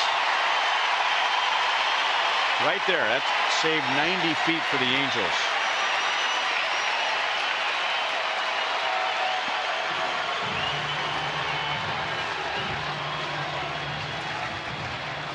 Not very often you see 2 errors over the course of 1 pitch. Well, you know, there's some more speed right there. The fact that they've ripped off a couple, and he knows Lorenzo Cain already has 20 stolen bases. As a matter of fact, 21. That forced that error. He tried to be too quick over there with the throw, and he bounced the ball to Albert. Speed pressures defenses and causes trouble. All right, Hud, pitchers, or rather hitters' point of view now. Twice, Weaver has thrown slow curveballs to Hosmer. He's tried to stay back. He's popped to short and flied to left center. As hot as Eric Hosmer is, if he wasn't hot right now, I'd say, you know what, just bunt him over. But you know what, Hosmer, he can wait on like a slow pitch softball guy would. Do that flamingo kick, time it, and swing for the downs. So he should assume he's going to get the same thing. That's right. Wait for that one. Try to pull it so at least you get him over and make a productive out. Now, Kane's right-handed, obviously. Hosmer left. You don't think he should go to left field or left center? Oh, absolutely. He could do that too, but as dangerous as Hosmer is. But I'm just saying, look, as slow as that pitch is, sometimes you can wait, and then put a good rip on it and see if you can hit it out of the park. Either way, he's got a good level swing, but that 67-mile-an-hour curveball, that's messing him up and messing some of the Royals hitters up.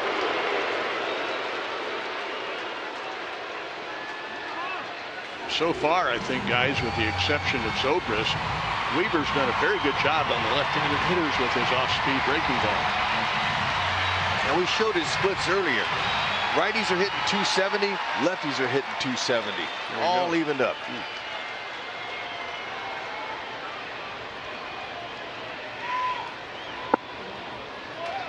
76 down and in. Weaver not been happy with Sean Tumpain, the home plate umpire, and he's even had a little visit with him in between innings. Weaver might be a little hesitant of throwing that 85-mile-an-hour fastball down the middle. So Haas going to see a lot of breaking stuff again.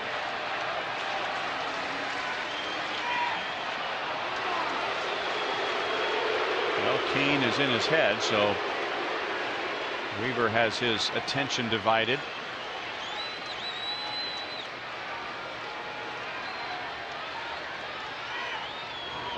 And Hosmer blasts it to right field.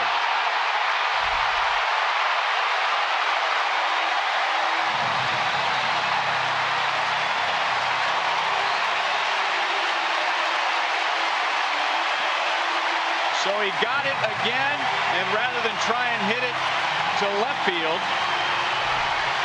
he thought about putting it in the seats beyond the right field bullpen. You know, you get that many slow pitches from a guy, you know he's going to do it again. And perfect timing with the leg lift. The flamingo kick, it's all about timing. You want to make sure you get that foot down right about at contact. The previous at-bats, Hosmer's foot was down, and then he swung. He was messing his timing up. Way to wait on him.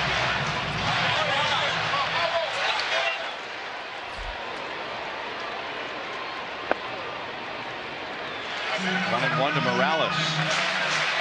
Hosmer is homered in back-to-back games.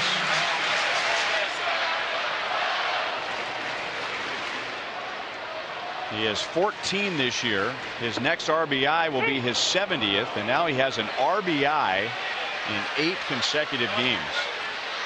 Salvi's telling him where it landed. Haas is saying, I saw it. I had plenty of time to watch it.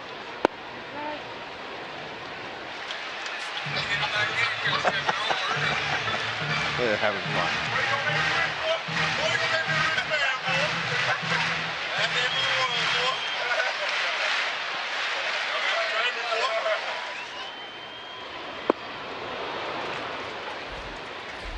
Weaver back with a strikeout to get Kendrys Morales for the first out. So congratulations to Chris Edstrom from Spring Hill. $300 coming your way after this blast from Eric Hosmer. Oh, and I mean, he barreled it as good as we've seen him. Nice and slow. The foot came down, and look at how he gets it out front to pull it. You got to be able to get that bat head out to get it to right field. Beautiful swing.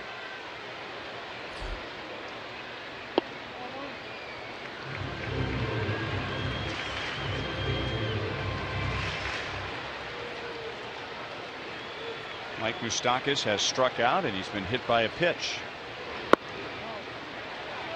Weaver really upset with Quinn, or rather John Tumpane now, not getting the pitches in what he believes is the lower part of the strike zone. Now, manager Mike Soja, he's chirping too.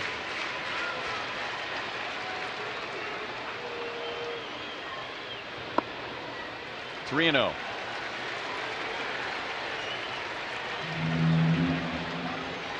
Some pitchers make it pretty apparent when they're unhappy, don't they? Right.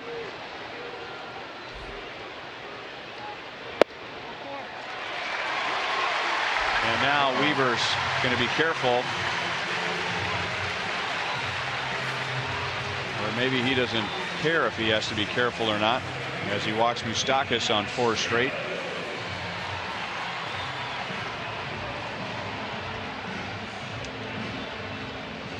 Talked about earlier how it runs in the family. Jeff and Jared both very short-tempered.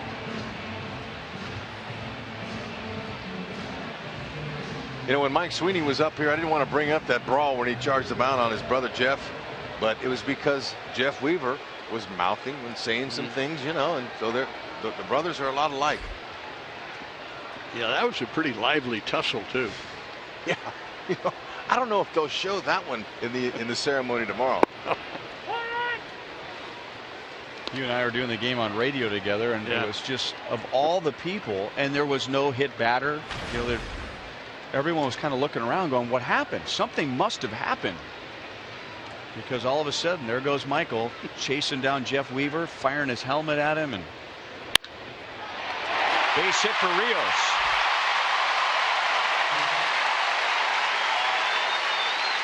And as it turned out, all Mike was asking was that Jeff Weaver would move the rosin bag, because he had that same kind of angle as Jared did, and he would place it in an area where the hitter would see the ball and the rosin bag in the same area.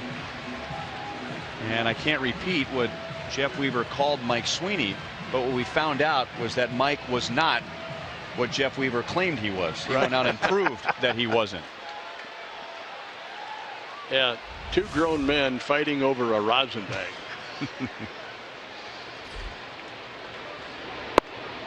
That sounds kind of weird, doesn't it?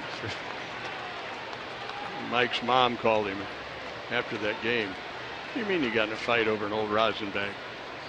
That was on TV. Everybody saw you. I bet he apologized to his mom and dad. You bet he did. Knowing his character. Well, actually, what he did, which surprised a lot of people, but this is Mike Sweeney. He apologized to Jeff Weaver. And he had no reason to apologize to Jeff Weaver, but his concern was when his kids got older and saw that fight and wanted to know why their father did that, he needed to have an answer and wanted to be able to say that he cleaned it up with that player. And he knew that Weaver was never going to apologize to him, so Michael took care of it. And I think the first time, could be wrong, maybe Holtze can look it up. I want to say one of the first times Jared Weaver faced Mike Sweeney, he drilled him. For old time revenge for his older brother. Yeah.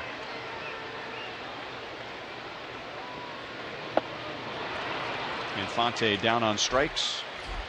Weaver has 3 and now 2 on with 2 out.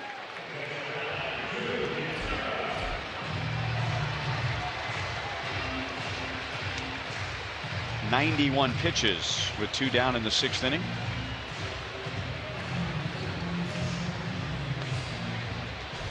I'll tell you another guy who does outwardly fight the umpires. John Lackey. Boy, he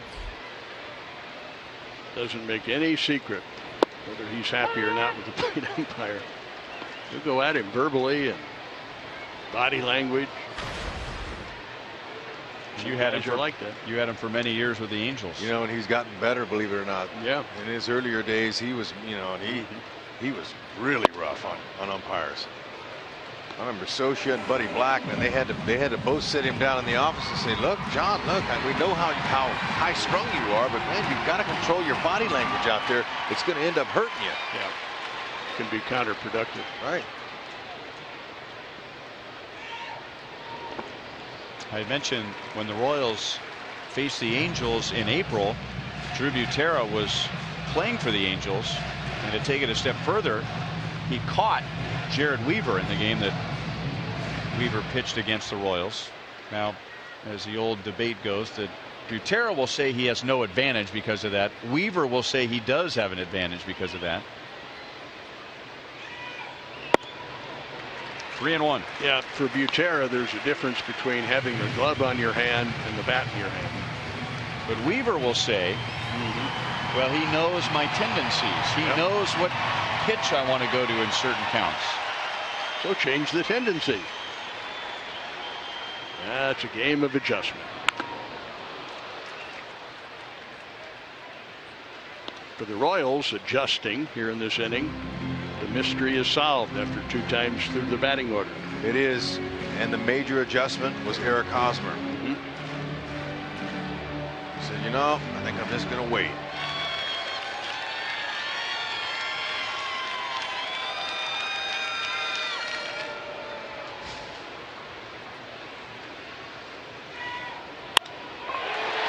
Well hit to center, but Trout is right there. Inning over.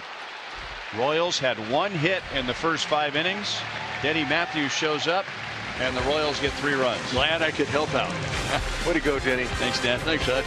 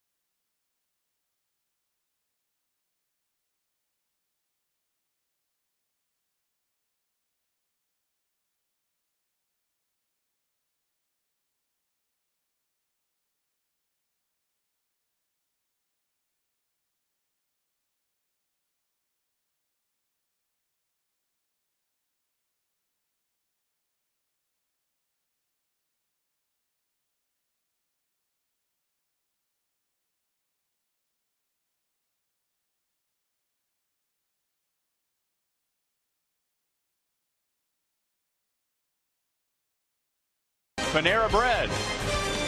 Avoid the lines. Order online with rapid pickup at delivery.panerabread.com.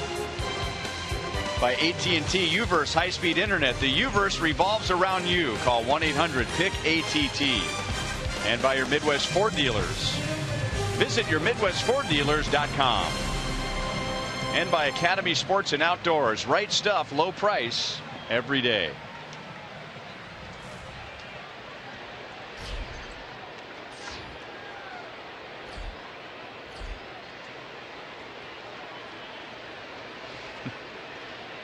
Ryan Madsen will take over in the 7th inning.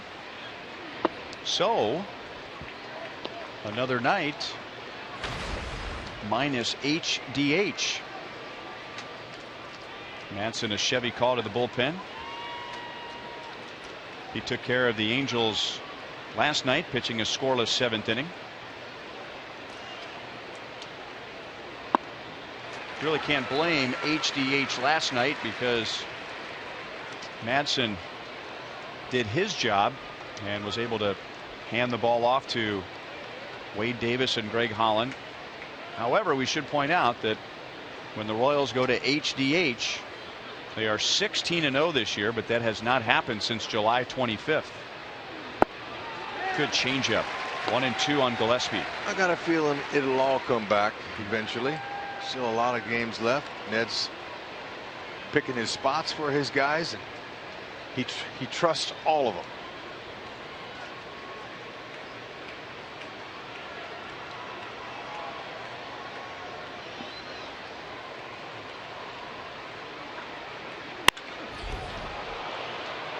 Deep right center field. Rios with a long run, and that ball is going to bounce over the wall for a double.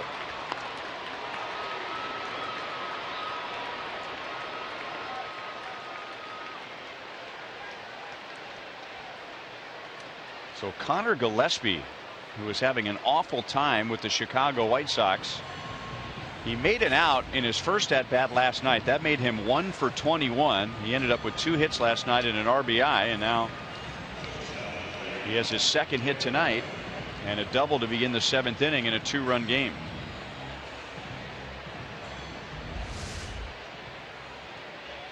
He likes hitting against the Royals. He's got some big hits. Last season he got plenty big hits here at the K. Taylor Featherston has been hit by a pitch and he singled. That single snapped an 0 for 11.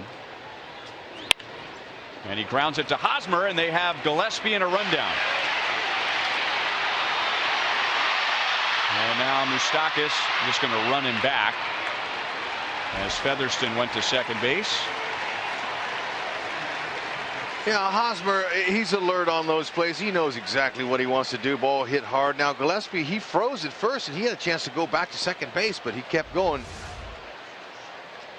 But Moustakas had more time. He gave it up too soon. He could have ran him back to second base, would have kept the base runner at first.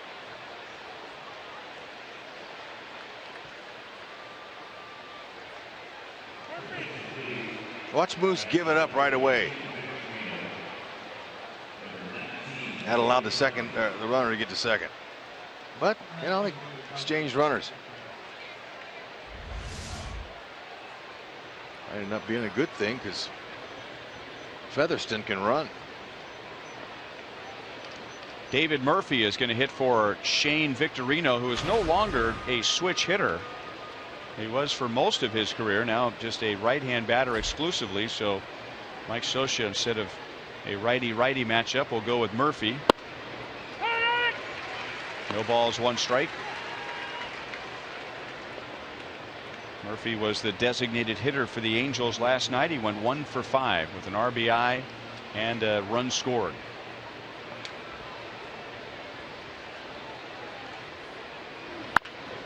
Back to Madsen, and now Featherston is in a rundown. And Escobar, they're going to say he missed him. And again, the Royals are going to challenge the call of second base umpire Quinn Wolcott, we think. Escobar is convinced. He reacted immediately that he made contact. And Ned Yost wants to here from Bill Duplessis, and the Royals, already having used and were correct with their challenge, will use another one. Right on the helmet and shoulder. Tough angle. Second base umpire, he may not have seen it. But Madsen did the right thing. You get a ball like that, you chase the runner and you chase him back to the base he came to. He did a good job of.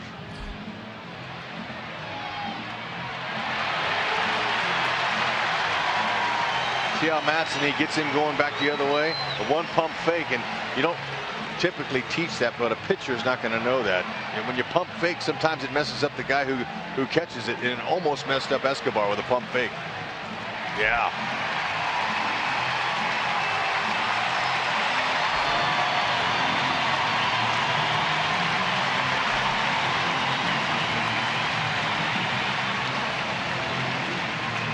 That's the way they designed it to be. Quick and efficient. 50 seconds. Way to go, Billy Duplessis. Stay hot in there. So twice the Angels have had a runner in scoring position with fewer than 2 outs, and both times had runners erased, trying to advance on a ball where they should have stayed put. So now it's Cole Calhoun with a runner at first base and 2 down.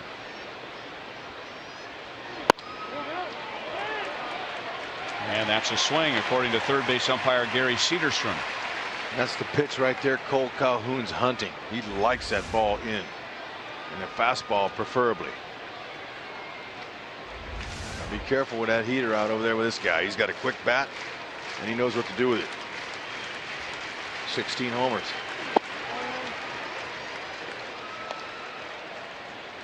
If you're going to throw it fastball, that's where you put it, in off the plate. Or up and away, make him go the other way.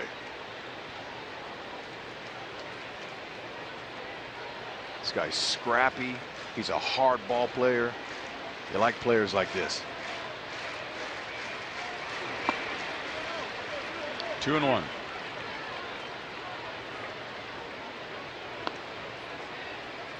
Butera picked that one out of the dirt with no problem.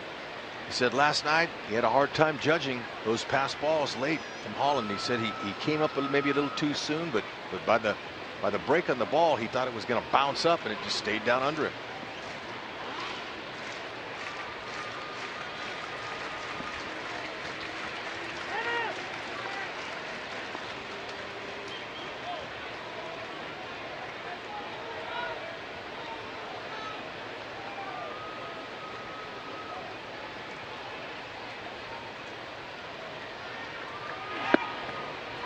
Changeup is low. 3-1. Mike Trout is on deck.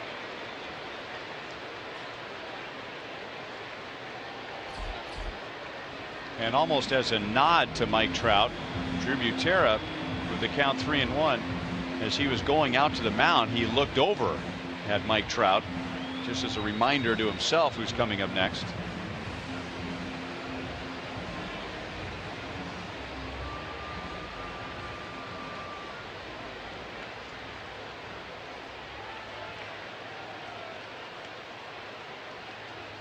Madsen has excellent command with that changeup.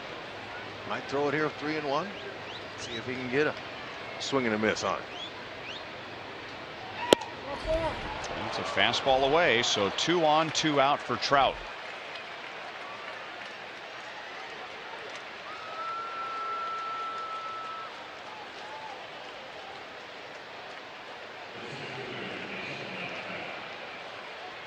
Madsen, with his scoreless inning last night, did not face Trout.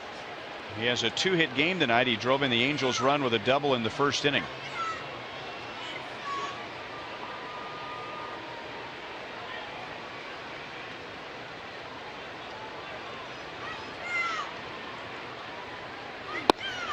Staying away with a cutter.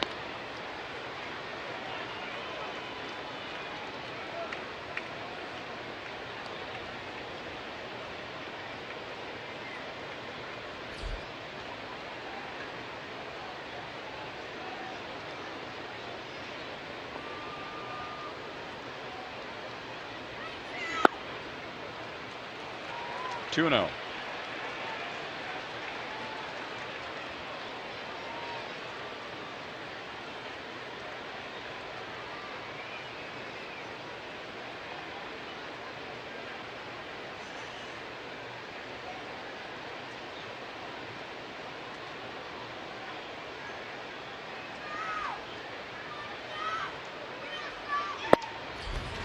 Challenge him at 96.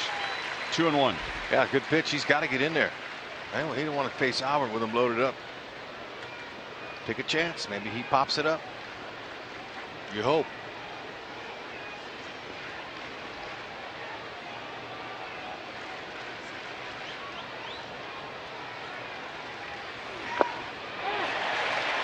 Good changeup. Perfect placement. That changeup, you know, when you after you throw 96, and lots of times that ball comes out of the arm with the same arm speed, but also the same release point as the fastball, and then the bottom falls out like that. Trout couldn't stop it.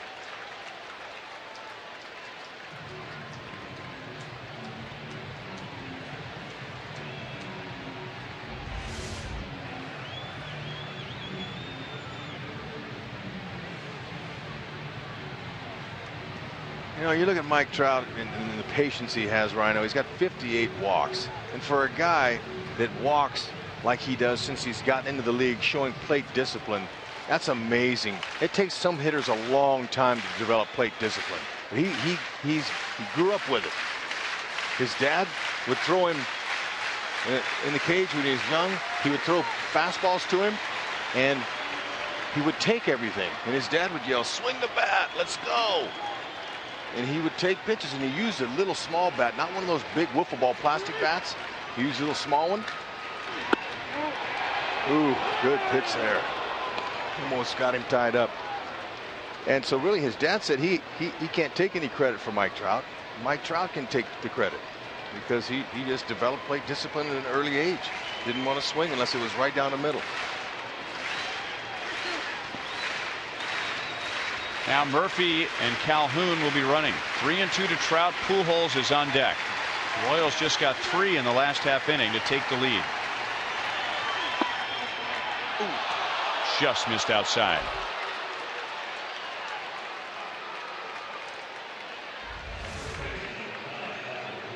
Like I said, you know, this guy, he's a very patient hitter.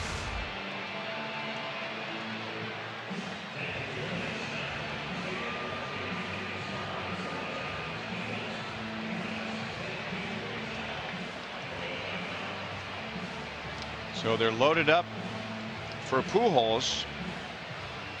The good news is Pujols is 0 for 8 in this series. The bad news is Pujols is 0 for 8 in this series.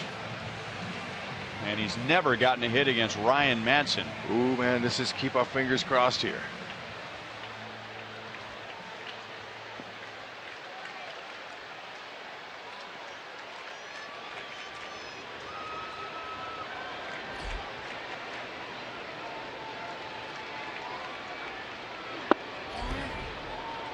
Inside for ball 1. Tonight, Pujols is grounded to short, lined to center, and grounded into a double play.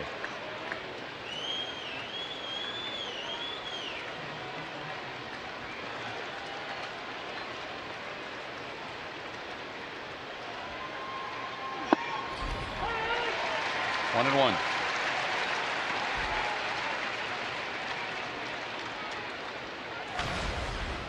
"13 grand slams won this year."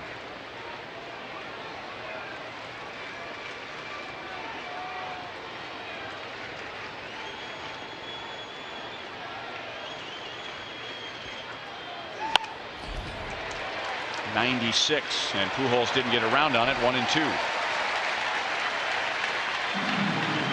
Lee Crochaver begins to throw in the Royals bullpen.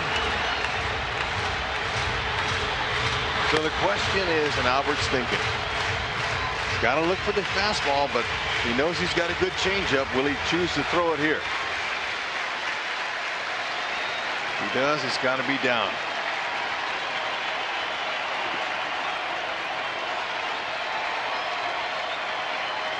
It's a fastball, and he broke his bat. And Madsen, with the bases loaded, gets Pujols to ground to short, and now Pujols is 0 for 12 in his career against Ryan Madsen. And the Royals showing their instincts on defense. Moose, he was able to get it done. Madsen, he was able to get the out there with a good tag by Escobar.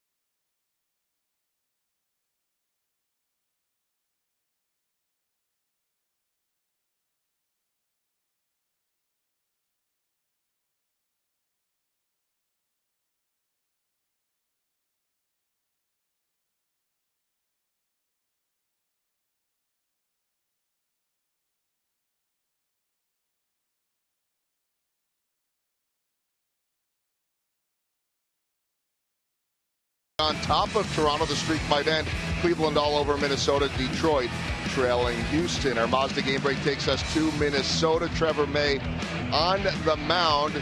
And Giovanni Urshela, second inning. He is going deep. 5th home run of the year. Although right now in this one, there you go. They are hanging on. So the Twins could actually drop perhaps to 12 games back. Guys, want to pass on one other note. And the Red Sox today and their manager John Farrell announcing that he has stage 1 lymphoma. The doctors say that his condition is highly curable, but he is going to be out for the rest of the season. And his son, who pitches for Northwest Arkansas, Luke Farrell, found out that news obviously tonight on the hill for the Naturals. 6 innings, 5 hits, and 1 run allowed. Johnny Giavotella throws out Alcides Escobar.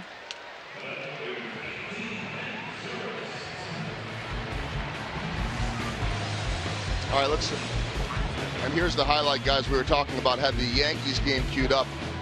That's our Mazda game break. Giovanni Urshela with the 2-run home run. And as I mentioned, Cleveland win and the Royals win, and they'd be back up to 12. All right, Joel. Now Ben Zobrist against Fernando Salas. It's interesting listening to John Farrell's comments. He was in for hernia surgery, and that's when they discovered the mass, which led to the lymphoma diagnosis. So a blessing there. You know, many times when you're talking about something like lymphoma or any type of cancer, it is in a much more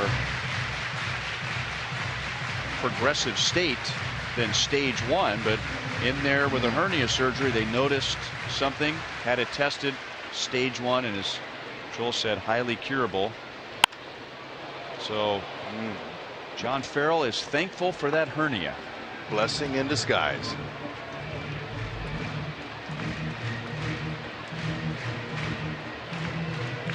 Ben Zobrist started the Royals' 3-run 6th inning with a double. And then he and Lorenzo Cain, or rather Zobrist scored on an error by Pujols, and then Cain came home on an Eric Hosmer 2-run home run. So Jared Weaver gave up 3. 2 runs were earned. Angels committed 2 errors in the Royals' 3-run 6th inning. DraftKings giving us the players to watch tonight. Ben Zobrist for a second straight night, 1 for 3 with that double and a run scored. Go to DraftKings.com, enter the promo code BRoyal to play daily fantasy baseball for free. We'll be seeing Brandon Phillips in a few days. The Royals are in Cincinnati. Nelson Cruz hoping to extend his hitting streak.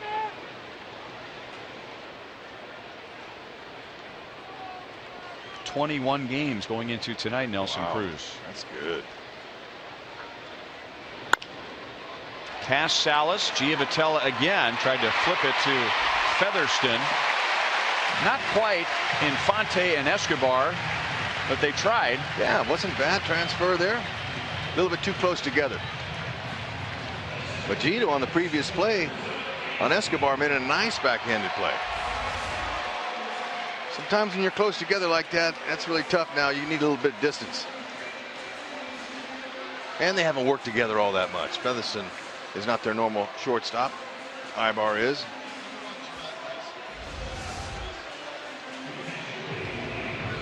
Gerard Dyson for a second straight night comes on to run for Zobrist in the 7th inning. Dyson stole second in the 7th last night, went to third on an error, and ended up scoring a run.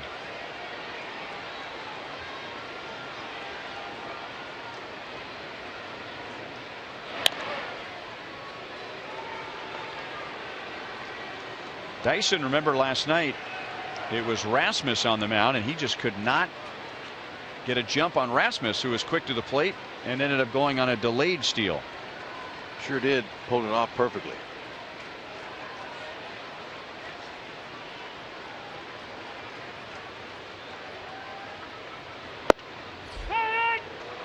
Oh, 0-1 on Lorenzo Cain. Not overpowering, 88-93. Slider and a changeup from Salas.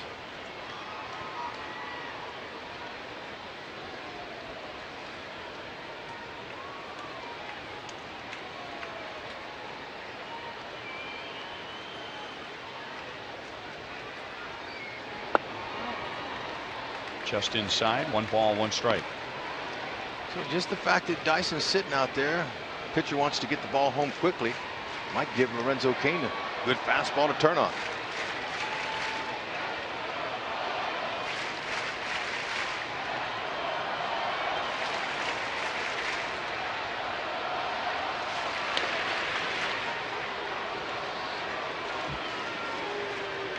Drought doesn't have his maximum lead. When he gets that max lead, he goes back with a step and a dive.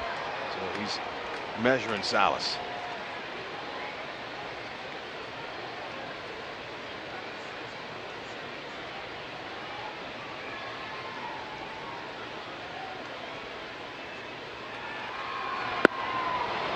One and two.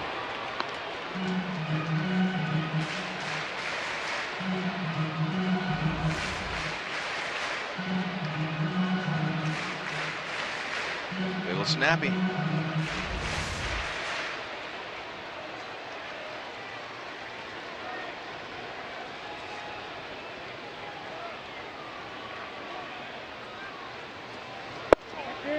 And again, just missing inside, 2 and 2.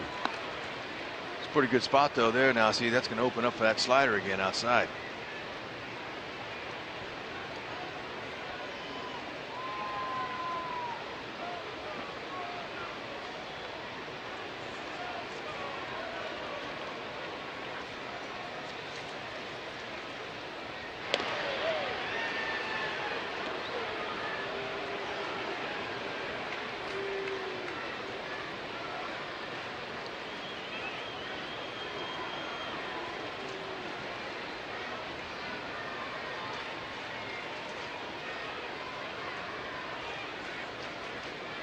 Now Dyson runs. Cain hits it to the right side. So the play is to first. 2 outs, and the Royals have a runner in scoring position.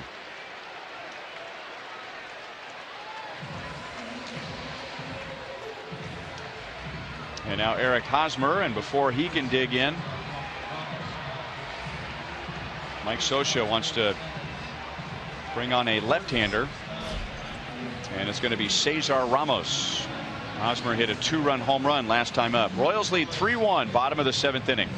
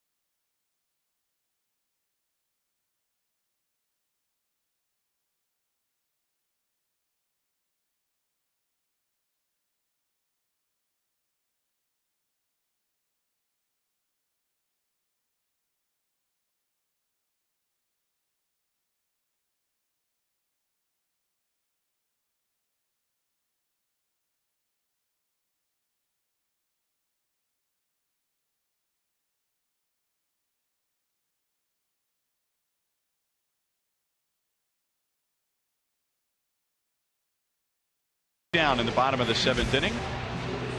If you're on the road and want to stay connected to the Royals, subscribe to MLB.TV Premium for live or on demand on over 400 devices. That includes real-time highlights, live look-ins, pitch tracking, and more. Blackout and other restrictions apply.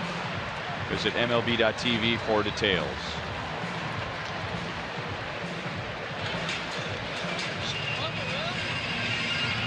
Well, you got to believe Eric Hosmer is in the driver's seat tonight.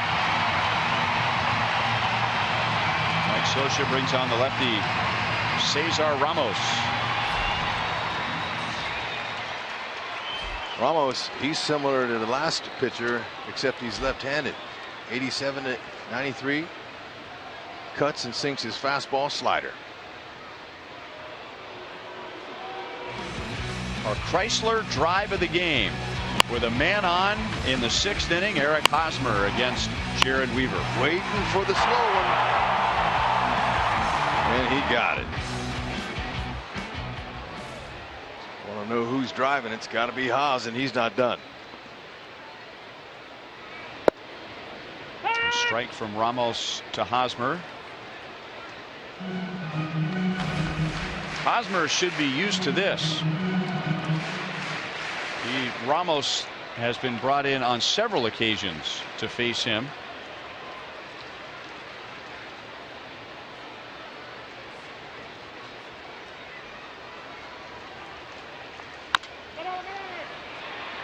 Out to Pujols, who'll come down the line, and that will end the inning. So Ramos gets the job done. We have played 7. Kelvin Herrera coming on for the 8th inning. The Royals lead 3-1.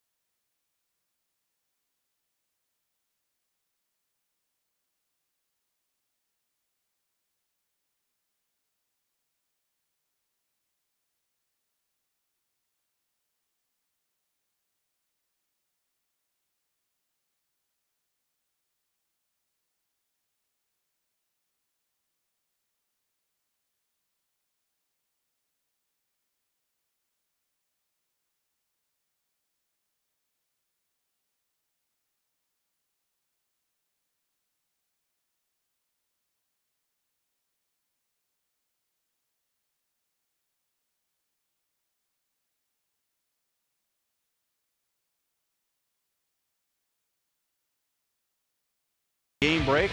This is former Royal Carlos Beltran in the 8th inning.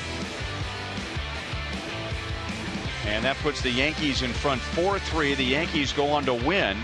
Aaron Sanchez, the Blue Jays' young setup man, giving up that home run, and that puts an end to the Blue Jays' 11-game winning streak. And the Yankees skip over the Blue Jays back into first. Toronto now in second place. The Blue Jays were 1 game above 500 when that streak began, and that took them to 12 games above 500. Kelvin Herrera will pitch the 8th inning, so the assumption would be Greg Holland, with 29 pitches last night, would not be available tonight, so it looks like it could be Madsen, Herrera, Davis. Yep. Could be the combo. We'll have to wait and see. First things first, got to get through this order.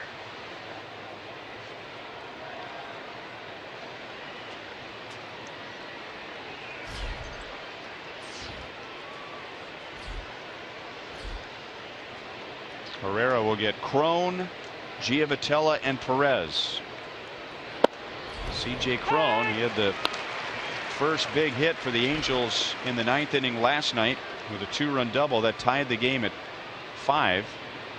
And then Cole Calhoun had a 2-run double to put the Angels in front 7-5. The Royals got a run back in the bottom of the 9th inning, and the game ended with 2 on and a fly ball to center field. 1 ball and 1 strike on C.J. Crone.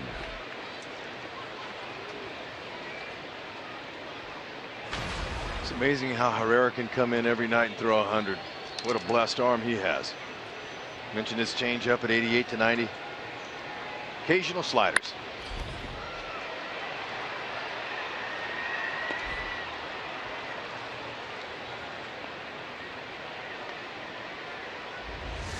I'll show you a little slow motion, Fox. See, he's got 2 seams on that fastball. He's going to give it some life. Legs out. Front shoulder, aiming right towards his target, straight over the top. Beautiful motion. Look at that. Out over the front foot perfectly.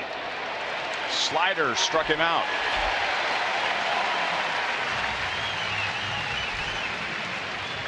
Herrera, the last 2 years, might throw a slider once a month, and that's a pitch he's really gone to in the second half this year. And that's part of the adjustment that a pitcher makes, is they all know he's fastball changeup, and he brings in that one. Now that tells the opposing team's hitting coach, look, now he's got an occasional slider too, so it puts something else out there in the mind of the hitter.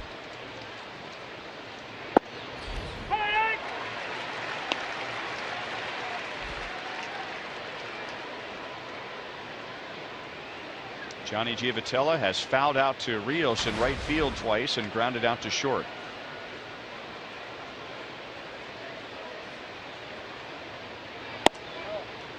Brian, just looking at Giavotella, he looks to me like he could be in a boys band somewhere. It's good looks. What boys band do you think he would fit in?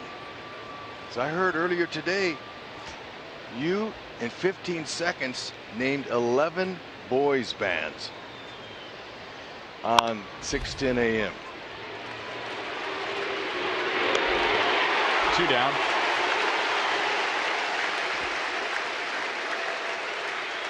I've heard that rumor. As promised earlier in the game, we have selected the Data Strong fan photo of the game. Tweet your strongest fan photo to hashtag KC Data Strong Fan for a chance to be featured in an upcoming broadcast brought to you by T-Mobile. Thank you, Lyle. Lyle needs a lighting guy next time he takes a picture.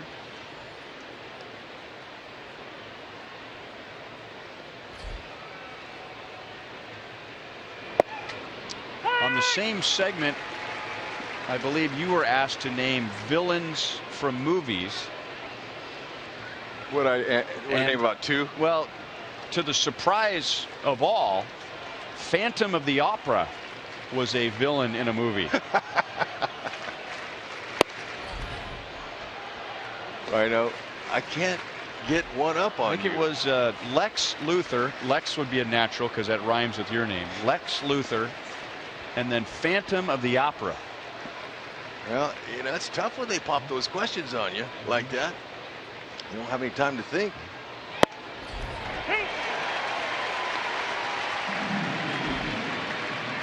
I couldn't name 11 anything in any subject in 15 seconds. That's pretty good. I have been waiting for that moment all my life. I busted out some boy bands that people didn't even know existed. Right. Long run, but a lot of speed out there with Dyson and King. Did you know the Bee Gees started as a boy band? Did not. You didn't know that. No, I did not. Herrera has a 1-2-3 eighth inning.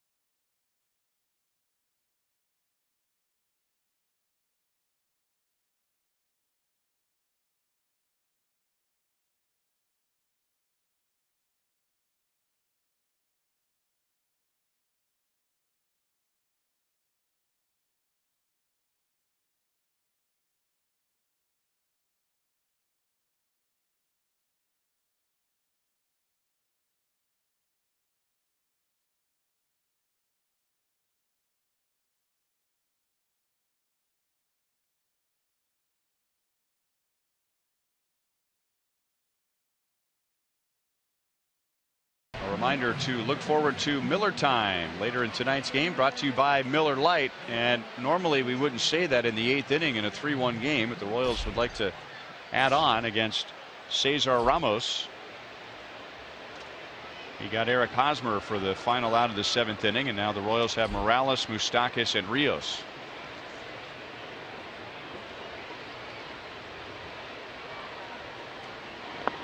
What do they say when you assume? Well, we have many different age groups listening tonight.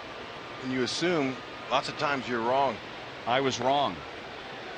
It's Greg Holland, who was getting ready for the ninth. And I was talking with you guys in between innings, and you said, wow, you know, he's threw 29 pitches.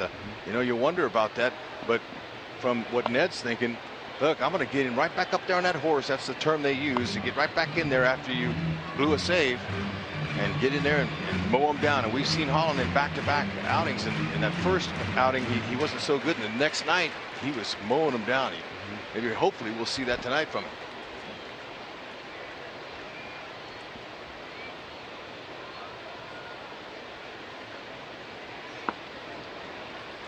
We discussed this on the radio roundtable today, and in football, a smart quarterback, when his receiver drops a pass, wants to get it to him on the very next play. He makes the catch, he's forgotten about it, we can move on. Exactly.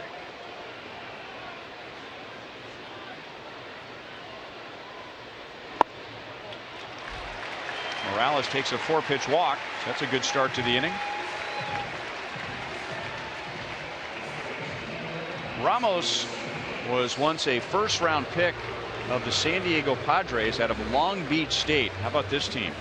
Cesar Ramos, Jason Vargas, Evan Longoria, and Troy Tulowitzki. Now, those four were never there at the same time, except Ramos was in the middle. He was the one guy that did play with Vargas, Tulowitzki, and Longoria. Now Paulo Orlando will run for Morales in the 8th inning. I was wondering about pinch running for Morales, and with the 2-run lead, thinking, you know what, maybe he might think about leaving Morales in case they do tie it up. They'll still have him, but Ned's going for the juggler right here. He's getting Paulo in there, get a little speed, because you know any ball down the line can score Paulo, or it doesn't have to make it all the way to the wall in the gap even.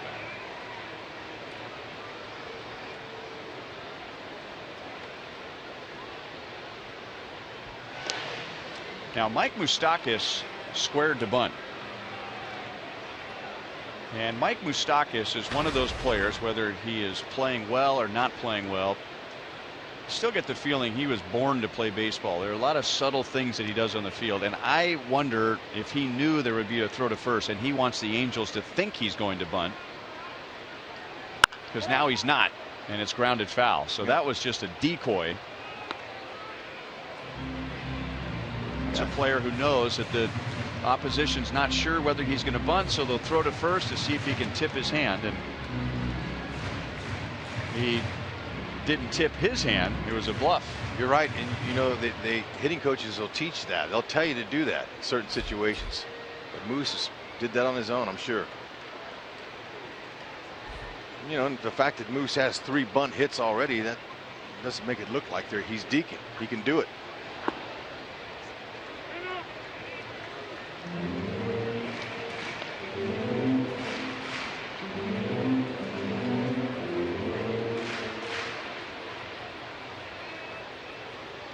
Ramos came on with Dyson at second base. Last inning, Hosmer coming up, got Hosmer to ground out to first.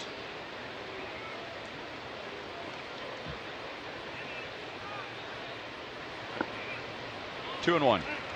Paulo Orlando, he's 3 out of 4 in steals this year, and if he's going to go, he wants to pick one just like that last one, a breaking ball down.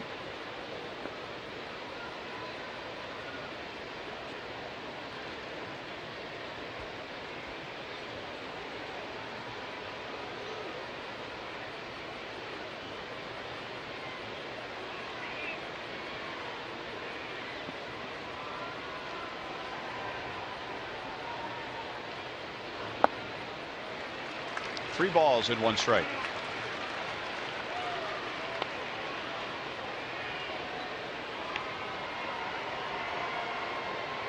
So a walk to Morales on 4 straight pitches. Now 3-1 to Moustakas. Here comes pitching coach Mike Butcher.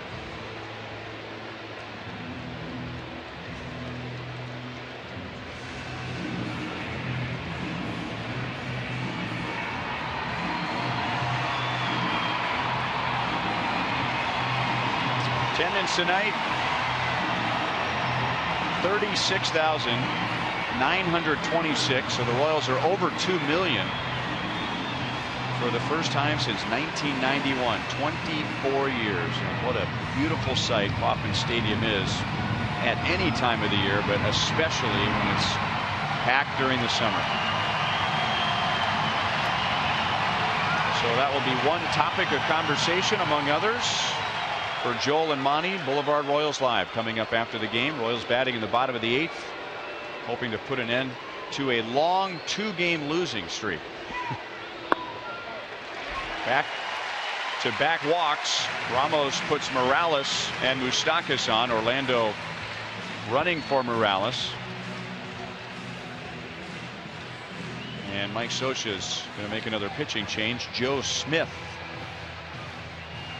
side-arming right-hander, is going to come on to face Alex Rios.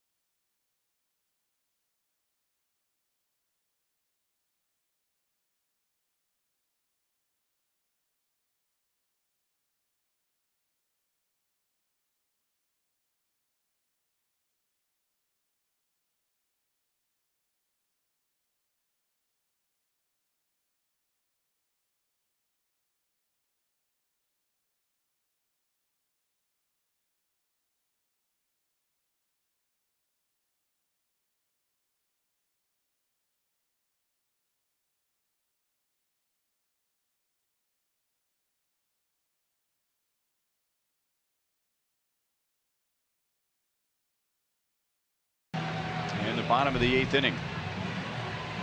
Joe Smith, side armor, coming on for the 49th time. And he inherits Paulo Orlando at second base, Mike Moustakas at first. He's got a nice ERA. But whenever you see a guy throwing sidearm like that, you always know he's a sinker slider guy. Going to use that arm angle, get a little bit more sink to it, deceptive to right-handed batters. Sinker slider change.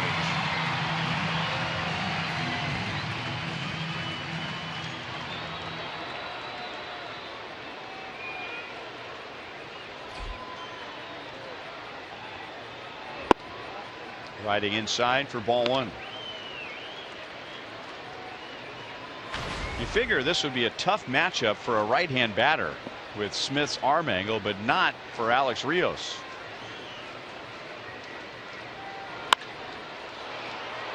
Shallow right field for Calhoun. 1 out.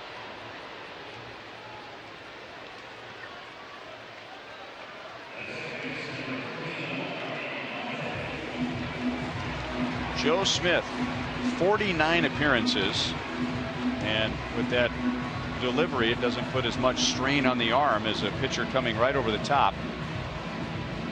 And Joe Smith is on his way to his 5th consecutive season with at least 70 appearances. I remember when 60 was a lot of appearances, and some guys would hit 70 and go, wow. I mean, now 70 is still very good, don't get me wrong, but now you got guys getting into 80 appearances a year. Yep. More teams rely on their bullpens nowadays. And you mentioned it. There's not as much stress on the shoulder.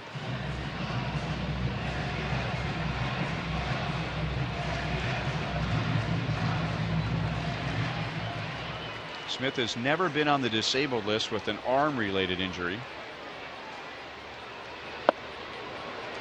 What often happens with pitchers of this style, the first thing that begins to break down is a hip or the lower back.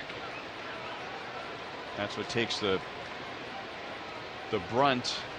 If the shoulder or the elbow is not taking the brunt, something does, and it's usually from the waist down.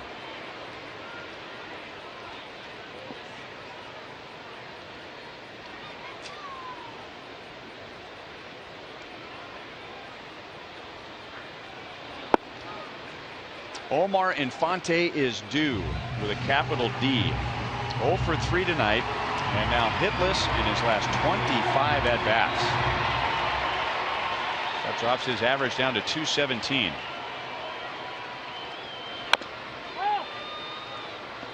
One and 2. Just seems to be in that jumping stages again. He had another spell like that early before the All-Star break, and he was trying to pull everything.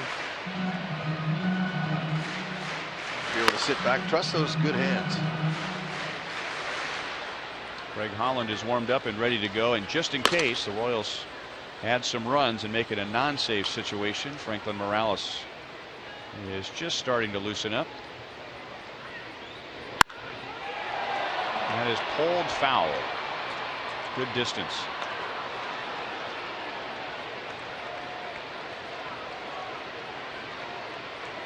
Coming close to a 3-run home run. That's a good way to put an end to an 0 for 25. Wouldn't that be nice?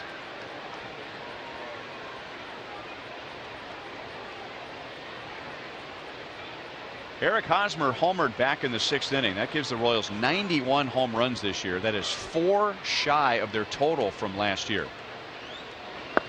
So they're still not considered a home run hitting team, and even if they had more power, it'd be tough to be a home run hitting team in this ballpark. The Royals are still last in the league in that category, but way ahead of last year's pace.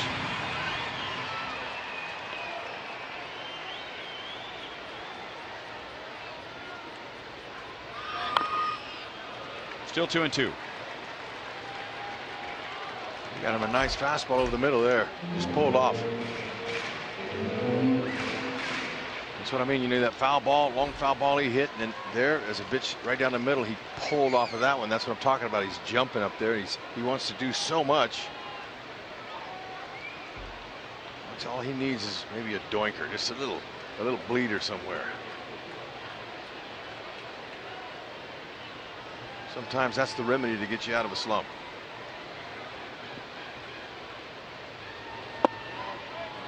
Just outside.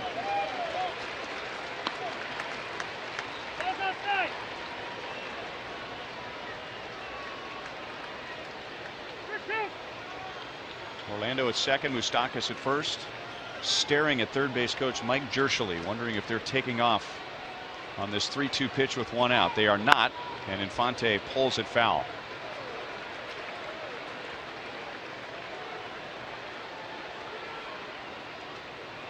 Giovatello was breaking to the base on that, hoping that he would be ready to turn two, and he looked at Moose and he acted like he was throwing it, and he looked right at Moose, and Moose was looking at him shaking his head. Those guys are buddies.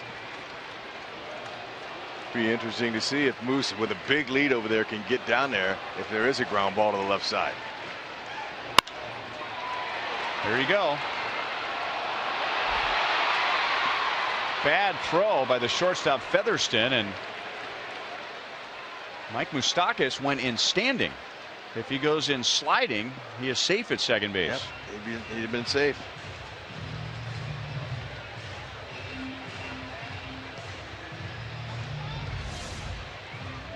He's got a big lead. See that? Albert's way off of him there. He had a good opportunity to get in there on a slide. I don't know what happened.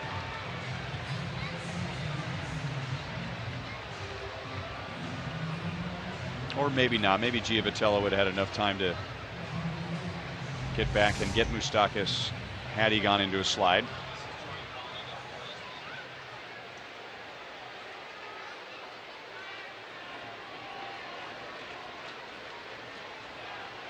Drew Butero with runners at first and third, 2 down.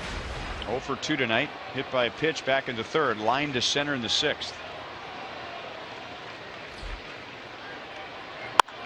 Off the end of the bat and down into center field. Drew Butero gives the Royals a little more breathing room. Orlando scores, and the Royals lead 4-1.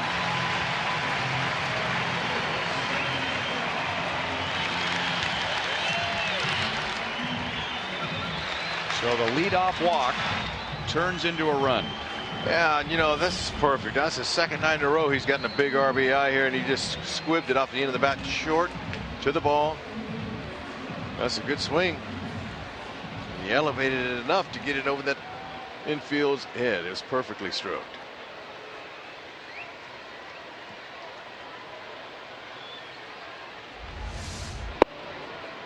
Sidearm slider for a strike to Alcides Escobar. 0 for 4 so far tonight.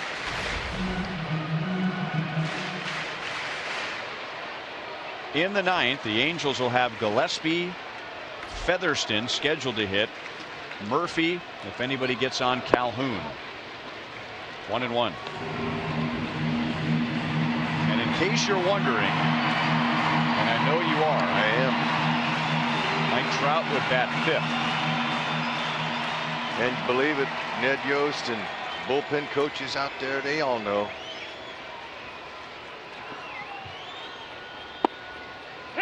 One and 2 on Escobar.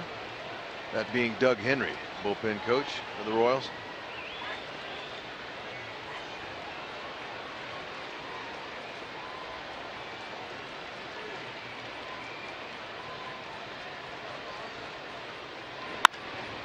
On the ground to Giovatello. So the Royals get an extra run. Greg Holland trying to bounce back from last night.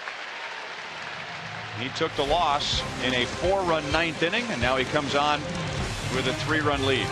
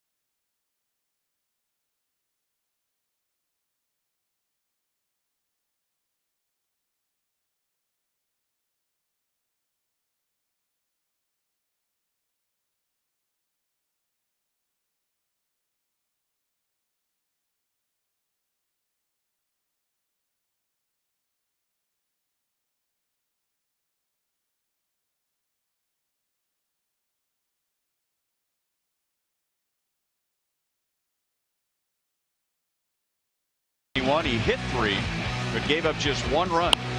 Yeah, he looked good, especially when he had the full break on his breaking ball. His curveball was much better than his last outing, and he was able to utilize that to keep him off that fastball. Jammed some hitters, kept the ball in the middle for the most part with that fastball. A nice job. Our sprint cut to the game. There's the final line. Ryan Madson pitched around a bases loaded situation in the 7th inning. Kelvin Herrera scoreless 8th, and now Greg Holland. Hard slider for a strike to Gillespie. Connor Gillespie was the final out of the Angels' 4-run 9th inning last night. He did not face Holland. It was Franklin Morales who got Gillespie to finish off the inning. You know, 1-1. Listening to Holland's comments last night, I liked the humility, but the fact that he was honest. He talked about how he wasn't able to help the team and that he couldn't execute pitches when he needed to. You know, this just really made him sound like a pro, a real pro, not dodging any questions.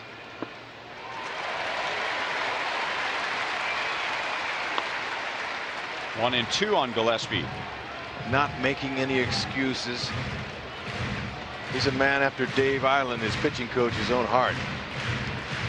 That's what Island preaches. Accountability.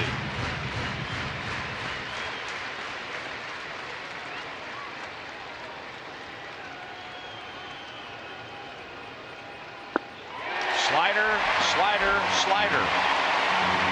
Good start to the 9th inning. That's 1 more out than Holland got last night. That's right. Angels' first 6 hitters all reached against Holland. That looks like he's using that slider more, but also he's keeping it down. He's able to throw it for the first pitch strike, and then that got the hitter Gillespie thinking. See how Holland's right out front? A little bit different than Herrera. He's got a bent leg that he lands on. Herrera's a straight. Different styles. David DeJesus will bat for Taylor Featherston. DeJesus started that 4-run rally last night with a single to left against Holland.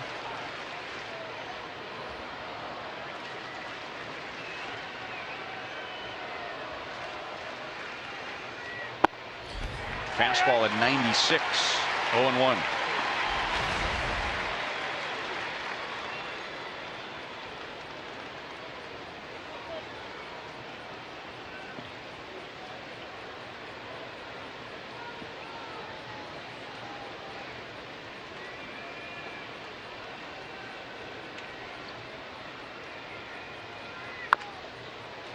Pulled foul, and DeJesus got a fastball in the mid to upper 90s last night, put a nice easy swing on it, and hit a line drive up the left field line, and the outfield is compensating that way. I mean, you could play a football game between Kane in center and Rios in right. Yeah, way swung over.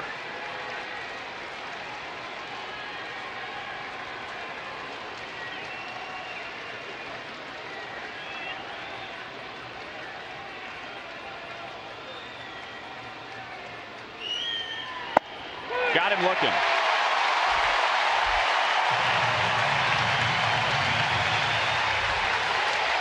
Get right back up on that horse, young man.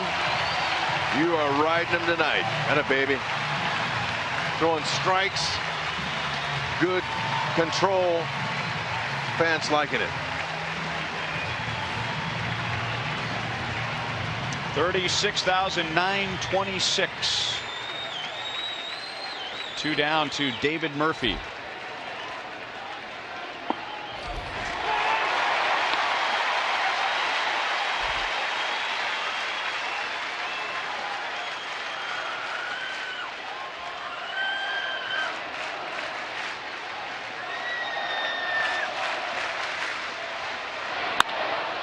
Base hit right field, so Murphy keeps the Angels alive. Angels offense has really ebbed and flowed since July. Both encouraging and frustrating. Their manager, when they win, they run away. Now last night they scored 7 runs in a win, but it was 7-6. But when they lose, they have a tough time getting the offense going, and here they are with just 1 run so far and down to their last out in the 9th inning, thanks to the pitching of Duffy, Madsen, Herrera, and now Holland trying to slam the door.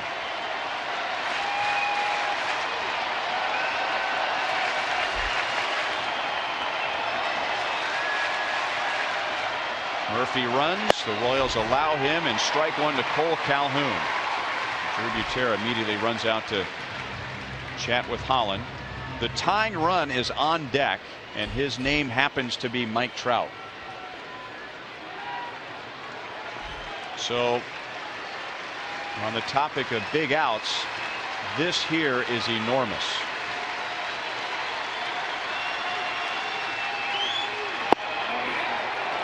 A little bit inside. 1 ball, 1 strike. Good spot. If you're going to throw that pitch anywhere, make it off the plate and in. Don't let him get his hands out there. This young man, he's got some good turn and burn power.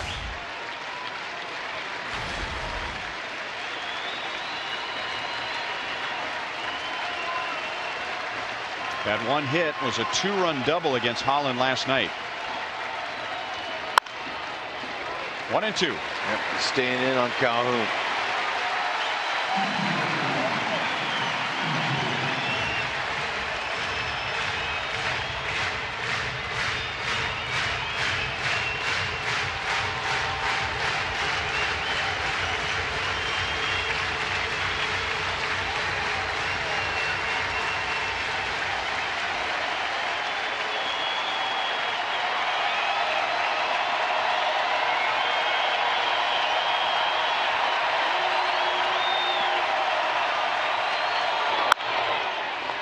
Still 1-2.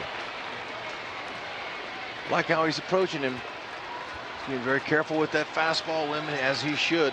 Staying sliders down and in. Got Calhoun on the defensive now.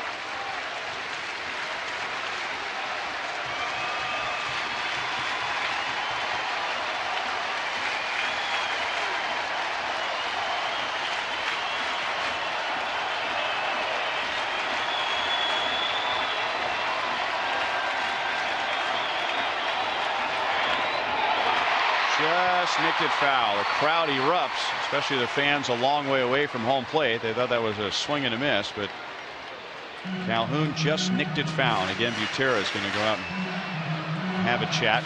You brought this up.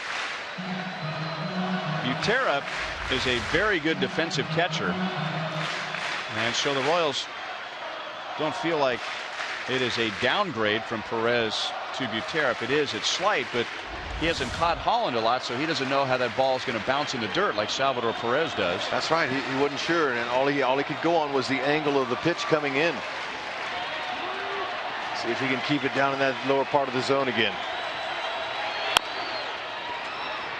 Holland had 2 wild pitches last night.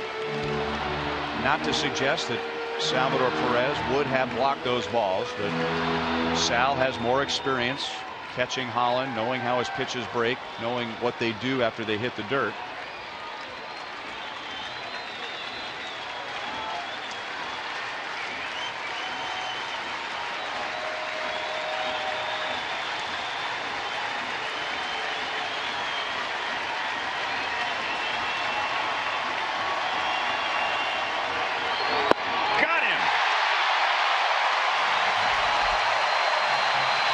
So back on the horse again, and Greg Holland rides the Royals to victory in the 2-game losing streak, with games being blown in the 8th inning or later, is history. And now the Royals improved to 6-2 on this homestand and are back to a 12-game lead in the American League Central. Giddy up, horsey, giddy up. Believe it. Jump on him and ride him hard. Look at those pitches. He really dissected Calhoun, leaving Mike Trout in the net on deck. Beautiful job. Getting back on and executing his pitches just like he knows he can. Fantastic job. And as promised earlier in the game, it's Miller time, brought to you by Miller Lite. That was a beautiful stroke. Weaver didn't make too many mistakes, and that one just kind of hung a little bit in that middle and in part of the zone, and Haas made him pay. And Eric Hosmer with at least 1 RBI in 8 consecutive games. Royals win it 4-1. Let's go down to the field, and Eric Hosmer is with Joel. Ryan, thanks, and we'll also be joined in a moment by Drew Butera. Let's start with Eric Hosmer, who's doing the finger wave to Salvador Perez.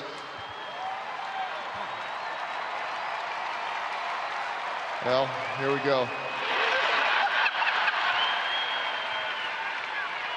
All right, welcome in, Drew. He might not be done yet. Eric, let's talk first off about bouncing back here tonight and the challenge in facing Jared Weaver. You don't see a whole lot of pitchers that throw at that kind of speed. How tough was it to figure him out?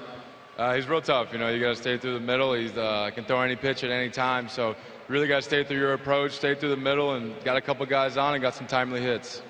Felt like that ball that you hit never landed. What's the feeling when that goes off the bat? It's a good feeling, you know, especially, at home, tie game, try to break up the tie. And Kane got on, started it off, and, tried to get him over, and worked out for us. Last thing for you, just the resiliency of this team to be able to bounce back. What is it about stopping any kind of losing streaks really before they get going? Just trying to be, consistent, come play good baseball every day. Our bullpen's not going to blow many leads, so we knew that, and, we wanted to get another lead, give those guys another chance. Let's bring Drew in here. By the way, who has better hair? Me. I knew he was going to say that. All right, Drew Butera behind the plate as Eric Hosmer gets the round of applause. First off, I want to talk about your pitcher. What went so well for Danny Duffy tonight? He mixed speeds back and forth, commanded the fastball on and out, and he was able to keep him off balance. A couple of hits for you in the last couple of nights, too. How good does that feel when it's against your old team, the last team that you played for? Well, getting hits against any team feels good. No, it feels good. It feels good to get the win and maybe start another winning streak. And last thing for you, you're in there filling in for one of the best catchers in the world, the All-Star, the Gold Glover. What's the challenge in just kind of getting used to some of these pitchers, especially the relievers at the end? Just staying in sync with him, trying to stay on the same page and not get them out of rhythm. And I think filling in for Sal, that guy smiles all the time. I got to step up my smile game. Well, I think everything is worth smiling for tonight, and how about this big crowd? This is great, man. This is the reason why we win, because of you guys. Drew, good job tonight. Thank you. Drew Butera, Eric Hosmer, much more coming up on Boulevard Royals Live. Ryan? All right, Joel, thank you. Not only did Greg Holland get the save, he struck out the side, working around a 2-out single. So he gets his 26th save. And Eric Hosmer providing the muscle with a big 2-run home run in the 6th inning. There's no air in those babies.